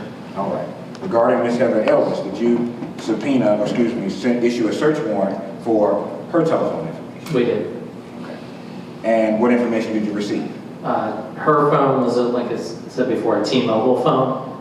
Very limited information that T-Mobile actually provides you. They don't keep your. Some cell phone companies can tell you if you're 3 miles away from the tower. T-Mobile tells you they hit this tower in this direction. That's it. They're a little more limited. They don't keep text messages like some of the phone companies do. So you don't know exactly what was communicated. And in fact, T-Mobile sends a disclaimer when they send you these records. Is that correct? I believe there's a disclaimer on the front. Okay. And does the disclaimer address the reliability of the data? It's not so much the data, it's the locational information, like the towers and the, they can say exactly what tower it hit, but the sectors that go around the tower, if you look up, there's like 3 plates. They cover all the different angles, so they all kind of, if you're in this little area, it'll like face up that way. Could you be in a different corner and it's still connecting with that side of the tower? You could be. So they say you can't use that to say, well, he's absolutely here. So T-Mobile does not guarantee its distance data? They don't even give you distance data, I believe. Okay. They give you longitude and latitude? Of the tower. Okay. Not the longitude, latitude of the tower. They don't give you a longitude, latitude of an actual cell phone. Some of the other companies do, but there's room for error in that. So the data you received came with a disclaimer from T-Mobile? Yes. Okay. What about the information you received from Sprint? Did it also come with a disclaimer? I believe there's one on there also. And generally speaking, all wireless companies kind of issue a disclaimer when they release records. They do. And the disclaimer addresses the location information. Yeah, the certain aspects of the location information, like saying the distance, or the, I believe Verizon, they use one called RTT. It's a real-time tracking that gives you a distance from the tower. They say we can't be 100% reliable on that distance. Could be more, could be less, we can't say exactly, but they are absolute on the tower that it hits. Okay, so the information you received came with a disclaimer that says we're not so sure about the accuracy of some of this information. Of the, like, the distance type stuff, yes. Right, the distance information. Yeah. Correct. I don't think they mess up the phone numbers that you call and stuff like that. That's pretty accurate. It's where they're talking about the distance tools. Right, so they can't tell us with any specificity how far a phone is from a tower. Well, they tell us. They just say that there's some room for error in it. There's room for error? Yes. Okay. Did you issue search warrants for any other telephones? I probably did. I don't remember which ones. Okay. Did you issue search warrants for any other electronic devices? iPads, home computers? I believe we did some, yes. I'm sorry, I don't remember which exact ones, though, I'd have to look at them.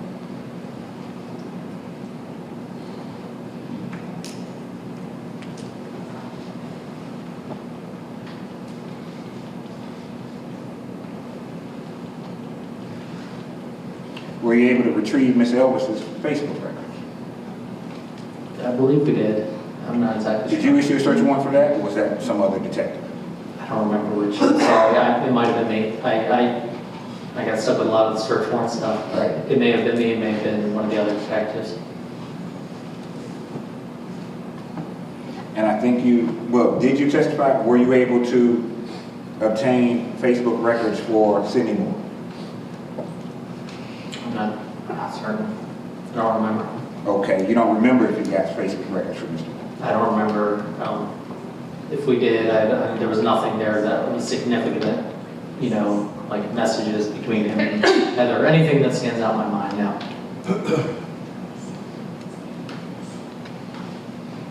Stephen Schiraldi, were you able to get Facebook information for him? I don't remember. I don't remember. But you did say you subpoenaed his telephone records? I know we did, yes. Okay. And Jeremy Fleming, did you subpoena telephone records for him? Yes, I believe so. And I'm not sure if I'm the one that did it, but I believe we did it for pretty much everybody. What about internet connectivity records? Google, Facebook, Instagram, Snapchat. Do you have any of those records for Mr. Fleming? I don't remember them.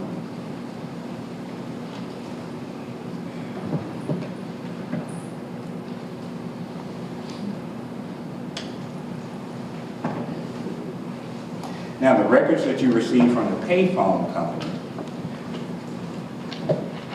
they tell us call, whether it was incoming or outgoing, the number that they were in contact with, and the length of the call. Is that correct? Yes, Okay. the time, yeah. We don't have any additional information from the payphone company. No.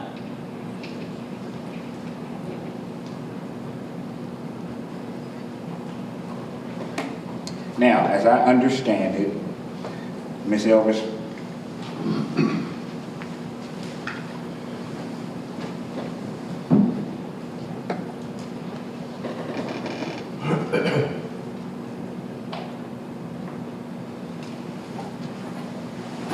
Detective Martin, let me approach and show you what's been marked for identification as State's Exhibit number 5. Order different.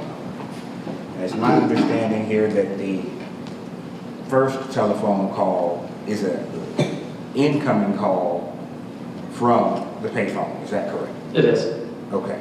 And that call came in at what time approximately? It's 1:35 in the morning. All right. Now, the next telephone call on here is an outgoing call. Is that correct? It is. And that is the outgoing call to the roommate, Miss Walton. Brady, yeah, I know her as Brady, but yes. Okay, right. And what was the time of that telephone call? 1:44. Okay. So that gives us approximately 9 minutes between these two phone calls. Well, that one's 5 minutes, so 4 minutes.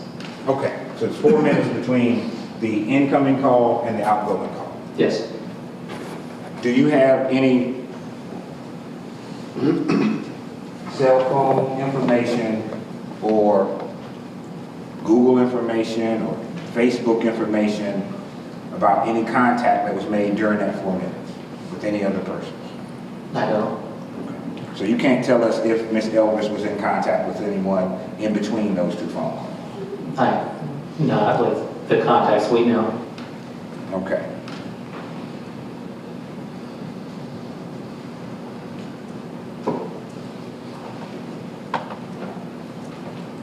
And again, for this telephone number to Brianna, the 609 number, we have whether the call was incoming or outgoing, we have the number that was called, and we have the duration or length of the phone call. Yes. We don't have any other information about that phone call. If you look at, that's a summary Yes. of the phone number. If you look at the original records, there's tower information too. Tower information, okay.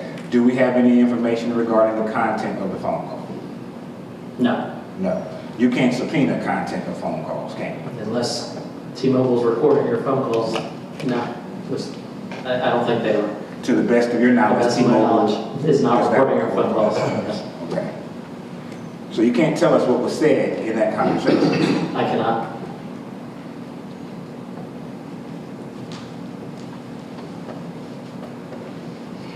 And then there's a call to Mr. Moore, to Mr. Moore's phone at 3175.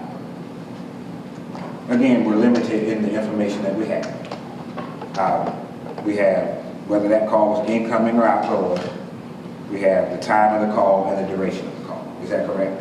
And the tower information. Okay. But that, like I said, that's on this long one, that's a summary of it there. Right, that's information that's left off of Exhibit 5. The tower information? Yes. So basically, that tower information would be in other columns over here. Lots of columns, yep. Lots of columns. Yeah, but they have numbers which really don't tell you anything. You'd have to have a tower list and then to look at them.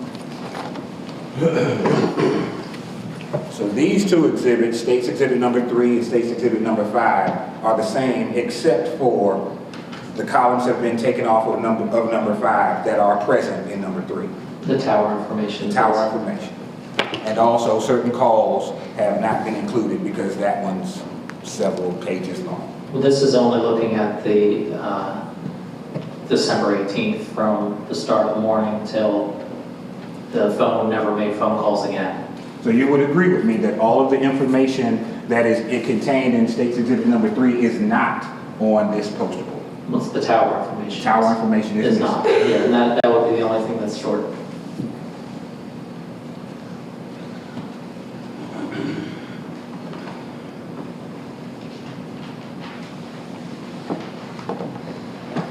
Now, based on that payphone information, did you issue a subpoena, a search warrant for video of the payphone? I don't believe we had to do a search warrant. I believe they just provided it. Okay. Did you collect that video? I did not.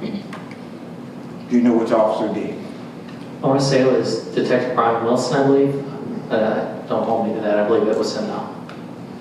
Or he at least was one of the ones that reviewed it. I don't know if he's the one that collected it.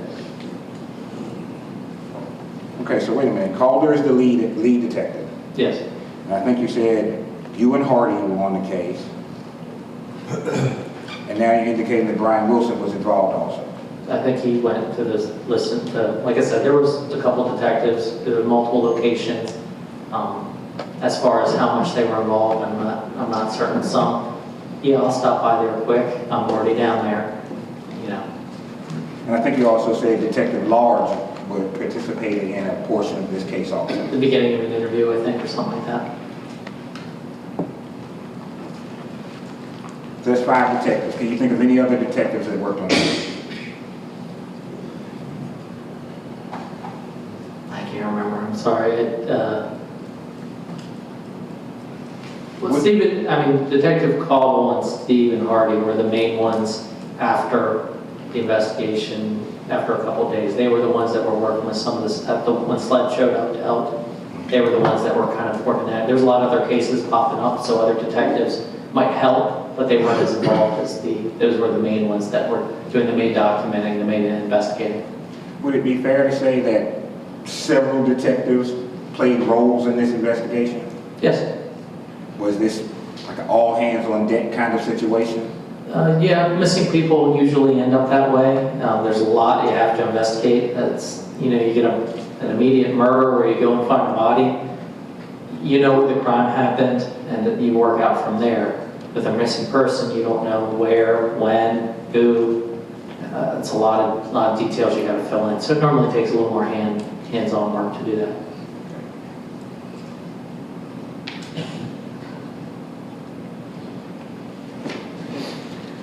Now, let's talk about this interview. First of all, I think you testified previously that during the month of December, there was no telephone calls from Ms. Elvis's phone to Mr. Moore's phone. Is that correct? No. Oh, yes, that is correct. No, there was not. Okay. Except for That night, the night of the 18th, yes. Now, Or, I'm sorry, morning of the 18th. during the month of December, were there any telephone calls from Mr. Moore's phone to Ms. Elvis's phone? There was none that I observed, no. Okay, so he wasn't calling her. Mm, No, I don't believe. Okay. And let me clarify, just to be clear, when we're talking about these phone numbers and cell phones and things like that, we're not talking about actual individuals, are we? We're talking about the phones that the individuals own or use. Yeah, and that's what we normally clarify when we talk to people. Like, we have had evidence that Sidney's phone communicated with Heather's phone. And that's why you say it like that. And then when Sidney says that they communicated, we clarify that. Okay.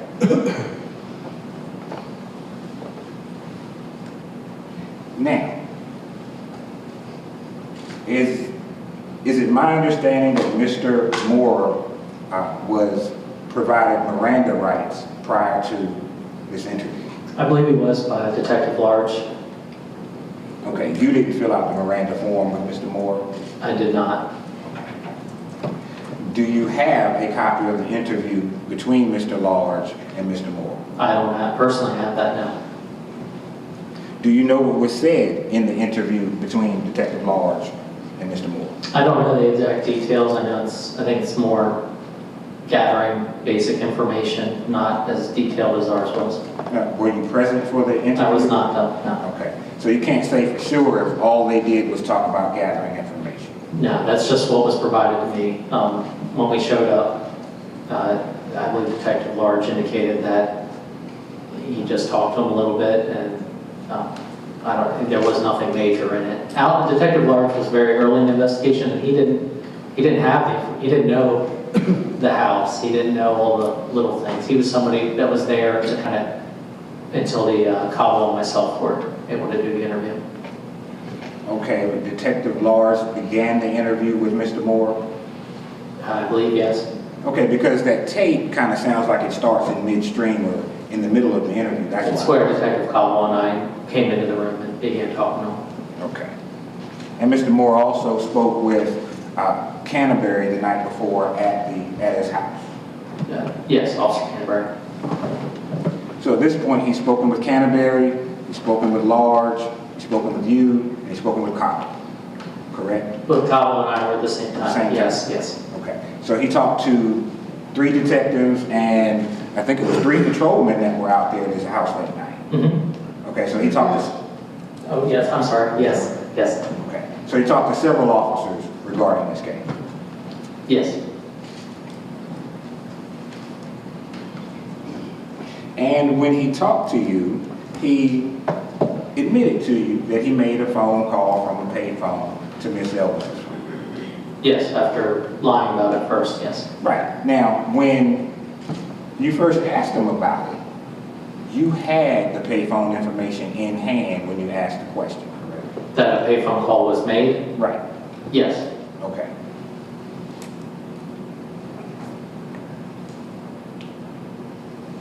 And you also knew that there was a video of the payphone conversation at the time that you asked him, did he make a phone call from the payphone? We did not, yes. Okay.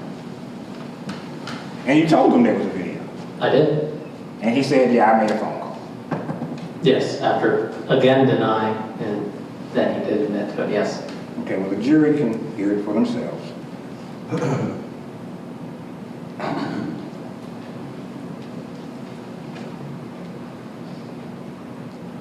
Now, in that interview with Mr. Moore, you indicated to him that the friend that was sitting next to Heather relayed a different story than what he was relaying. I did. Did you subsequently find out that the friend you were referring to was Miss Brianna? Yes, I knew she wasn't sitting next to Heather, but just to try to see if he knew more information than he was telling us. I told him that Bree was actually, or I didn't say Bree, I just said a friend was sitting near her. Yes. That's a standard police technique. Yes, it's been allowed. It's called police deception during interviews. You're allowed to tell people that if we told criminals right off the bat we don't know, we have no evidence, people would probably not tell us the truth. They would never admit to anything. If they knew right off the bat, sometimes we don't have anything. So police officers are allowed to lie? We're allowed to deceive, yes. Okay. So for example, if you are looking for the owner of a blue car, you might knock on the door and say, hey, do you own a blue car? And, or excuse me, you might knock on the door and say, hey, I'm looking for the owner of a red car. And that person would say, no, sir, it's not me, I own a blue car. It's a pretty good idea. So that's how Yes. police deception works. Sometimes, yes. Okay. Sometimes you say there's an eyewitness to a crime, and there isn't an eyewitness. Or we know you were at the scene, we have someone that saw you there. It's usually when we have some evidence. That's also a good example. Did you say to Mr. Moore, we have an eyewitness that saw you do something to Miss Evans? No, we did not. Okay. Now, in fact, do you have an eyewitness that saw him do anything to Miss Evans? I do not believe there is a witness. So in that case, police deception would not have worked. You almost have to not know what they know. Like if they know that there was no one around and it happened at an empty boat landing where there was no one would have ever saw, saying I saw an eyewitness, there's an eyewitness there, it probably wouldn't work. No, they would, no, there was no one around. And in this case, you said, well, we've got a video at the payphone, and he says, yes, it was me. Yes, And he went on to tell you that he went to Walmart, correct? he did. And he went on to tell you that he went to the House of Blues. Excuse me, not House of Blues, Broadway at the beach, I'm sorry. Broadway, and there was a Sticky Fingers and another restaurant you mentioned. Okay.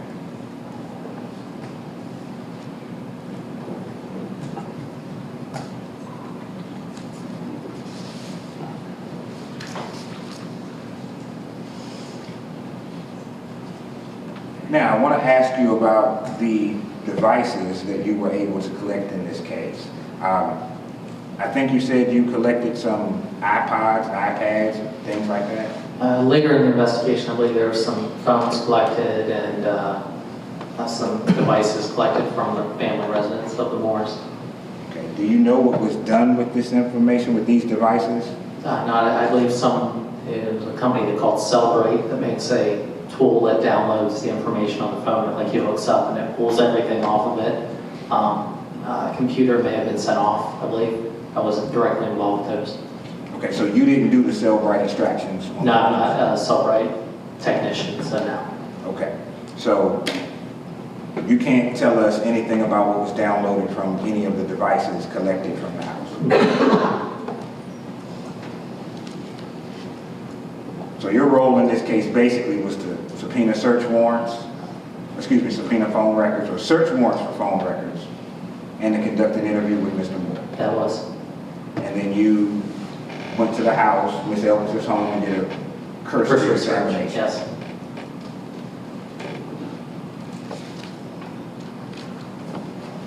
Coach indulgence. Certainly.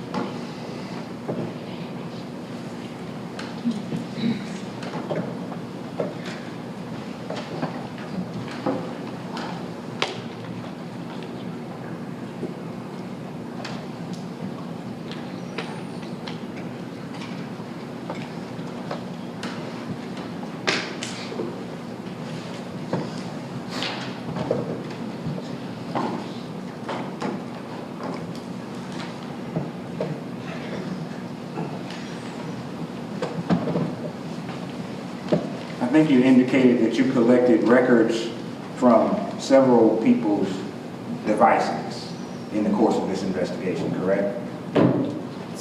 Like cell phone information or cell? Well, you collected cell phone information as far as calls, Yes, call data. cell phone, yes. Right. You collected text messaging information also from certain people. The companies that have them, very few keep text messaging information. Right, you got what information was available Yes, for the different numbers or people that you were asked to get information from. yes. Okay, now, one of those people, Jerry Stevens, did you issue a search warrant for Mr. Stevens' phone? I don't remember. I'd have to, if I were able to see all the search warrants I did, I may have. Okay, To me, it was a lot of them were just names on pieces of paper. I wasn't involved with interviewing them, so it's kind of hard for me to, you know, just remember every single name I did a search warrant for. do you know if you received any text message information regarding Mr. Stevens' telephone? Said I don't remember. But you did receive text message information regarding Ms. Elvis's phone? Texting like to and from, yes, Yes. but not like more detailed. No, but you received the content of the texts that were No. sent back and forth? No content. No content, just the Yeah. fact that a text was made. The company T-Mobile does not retain their content. Okay, so Ms. Elvis had a T-Mobile phone. She did. So that means that we don't have any information regarding what text that she would have sent. Like the content, no. Right, we do not have the content. No. Do we have any content regarding the text she would have received? No, unless it was a company, the other company that was Another sending company, right. had that information. Right, Yes. like if she was working, receiving a text from someone who had Verizon. Yes. And Verizon saved. So we would know information. the communication there because we would have the other number. But with this one, we do not. Okay.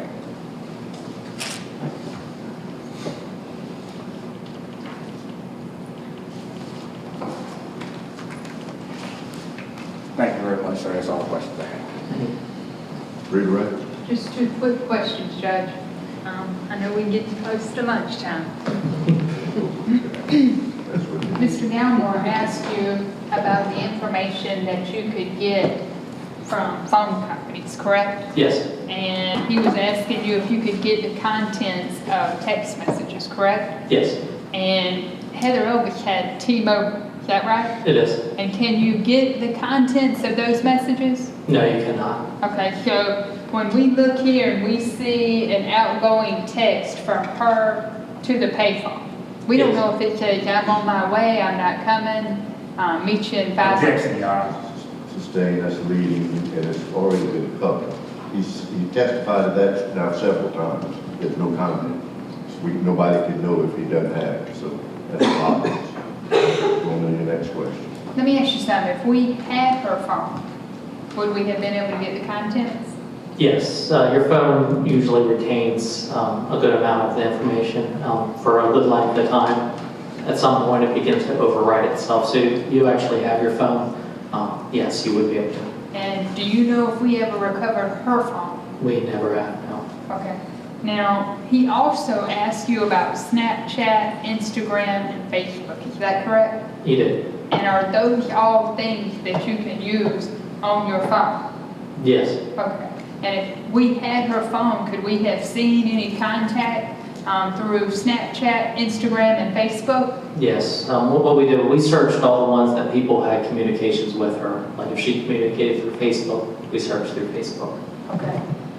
But you would have been, if you had her phone, could you have seen Snapchat, Instagram, and Facebook? Yes, we would have been able to get through everybody's, like, we would know exactly what she was doing. Okay. But we were never able to recover her phone. The phone was never found out. Okay. Now, he asked you several questions about tower data. Yes, Okay, and about sectors and distances and all that kind of stuff. You remember that? I do. And you were able to answer. Yes, And in fact, you told him you did some of that stuff in the county. Is that right? I have, yes. Was there a software you used at Horry County that allowed you to map those phone numbers? Yeah, there's two different ones. Cellhawk is one of the companies that we use. It's pretty much all it does is takes all this information and you drop it in and it makes it into, it puts it up on a map. So there's actually no analysis per se. It's just taking information and showing it a different way, like making a graph. So that's what it does. Right, showing the phone records mapped out. Yes. So you can visualize. And you can look at the time of each call and where the phone was when the call was, what tower it's hitting. some, like he had mentioned, distance. Some phone companies will tell you a distance from the tower, half mile, 0.1 miles, and that software maps that out also. Okay, and you used Sailhawk or Hawk Analytics to map out the record? Yes, And do you know who created Sailhawk? it was Mike Melson. He developed it years ago. I think he was in law enforcement originally, but he made it to actually help find missing people.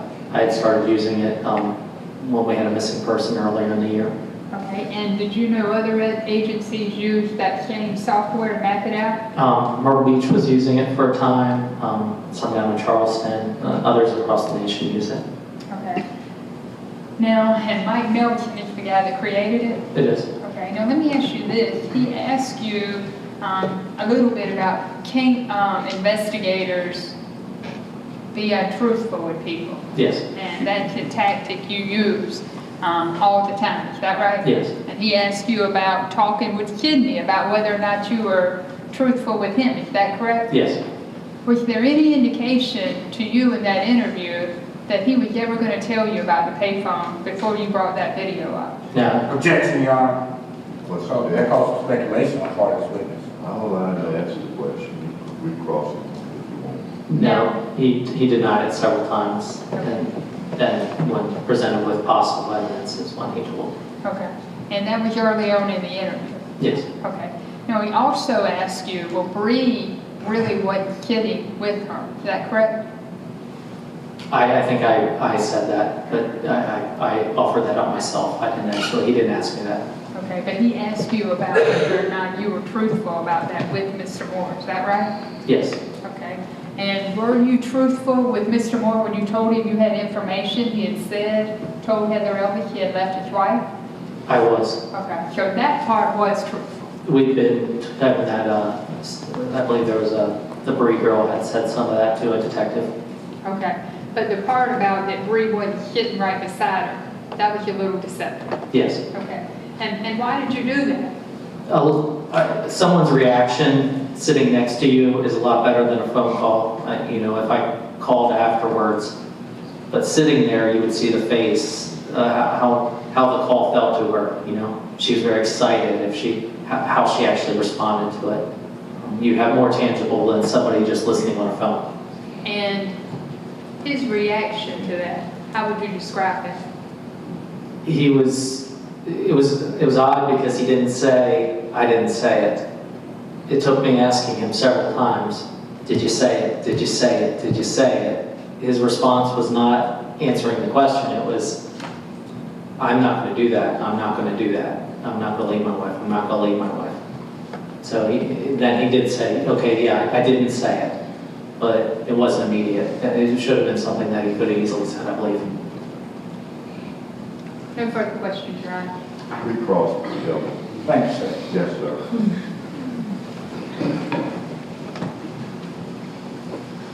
Now, records for Snapchat, Facebook, Instagram, police department issue search warrants for those records all the I'm time. going to object. That was outside of my recross. I Thank never you, talked about pardon, any. overruled, thank you. You asked him all about those things, about how you can get them, thank you. Overruled. Do police departments routinely issue search warrants for records from Facebook, Snapchat, Instagram? They do. Now, whether or not you have a device, such as Miss Elvis's phone, you can still subpoena, search warrant records from Snapchat, Facebook, and Instagram. You really can't. You just can't. I can't go to Snapchat and say, give me Heather Elvis's information, because they don't know who Heather Elvis. Most times you don't sign up with a name. Facebook's one of the few ones you actually do, but there's hundreds of Facebook profiles for each of our names. So you actually have to have a username, like your user handle. So if your name was Gulmore S as your username, I could search Gulmore S, but they wouldn't let me do a search warrant for James Gulmore. They wouldn't. It's not specific enough to them. They wouldn't just give me all the James Gulmore Facebook pages. They need that specific. And as she indicated, with having the device, I would know the username of her Snapchat if she had it. I would do the username of her Facebook if she had it. Now, some of those things we did have because the people knew about them, and that's how we searched those. Okay, so just to be specific, regarding Ms. Elvis, did you subpoena her Snapchat record? I do not remember, I don't believe so. Okay. What about Facebook? Did you issue a search warrant for Ms. Elvis's Facebook? I believe we did her Facebook. All right. And lastly, Instagram. Did you issue a search warrant for any Instagram records for Ms. Elvis? We might have, I don't remember. Okay, so we did, I don't remember, and we might have. If you have the search warrants, it's been several years, you know, if you gave me all my search warrants, I'd be able to look at them and tell you for a definite fact whether I did or didn't. Okay. So, you cannot tell this jury whether or not Ms. Elvis was in communication with anybody by any of those three various means of communication. I cannot. Now, regarding this statement that Brianna says, first of all, did Sidney admit to you that he made that statement to Heather? He did not. He did not. Okay. He did admit to you that he used the payphone. He did. You confronted him about it. He corrected his course. Yes. And when you confronted him with this statement, did he correct his course yet again? It seemed like he tried. Yes. Now, did he admit to making the statement or not? He did. He said I didn't say it. Okay. So Yes. now with the payphone, once you showed him or told him you had information, he changed his answer. Yes? Yes. Okay. In this case, with this statement that Brianna is claiming, you confronted him with the statement and he did not change his answer. No, he did not. Thank you. No further questions. All right, you may come down. Do you wish this witness to be excused? Yes, Your Honor. All right, you're free to leave. Thank you. All right, thank you, ladies and gentlemen. At this point, we'll take our recess for lunch. I ask you to please, of course, while you're out, do not discuss this case among yourselves. Do not begin your deliberations in any fashion, and don't allow anybody to discuss it in your presence. You'll be back in your jury room by 2:30.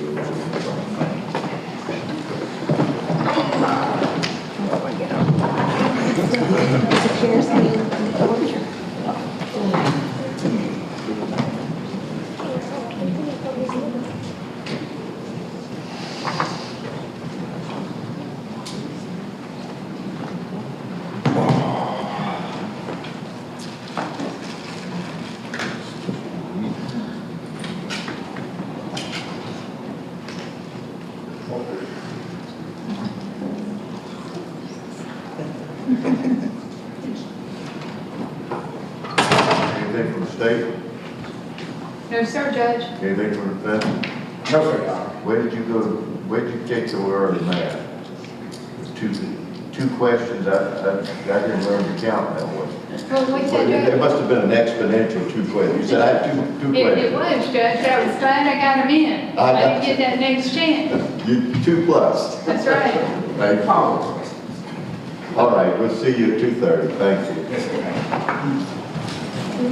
Correct my story. Now that you called me on Nancy, there's nobody who ever stopped you from correcting whatever you want.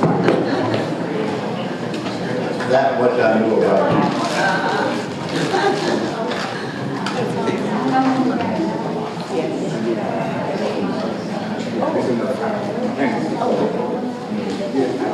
Y'all approach just a second, though, please. Oh, yes, ma'am. Okay.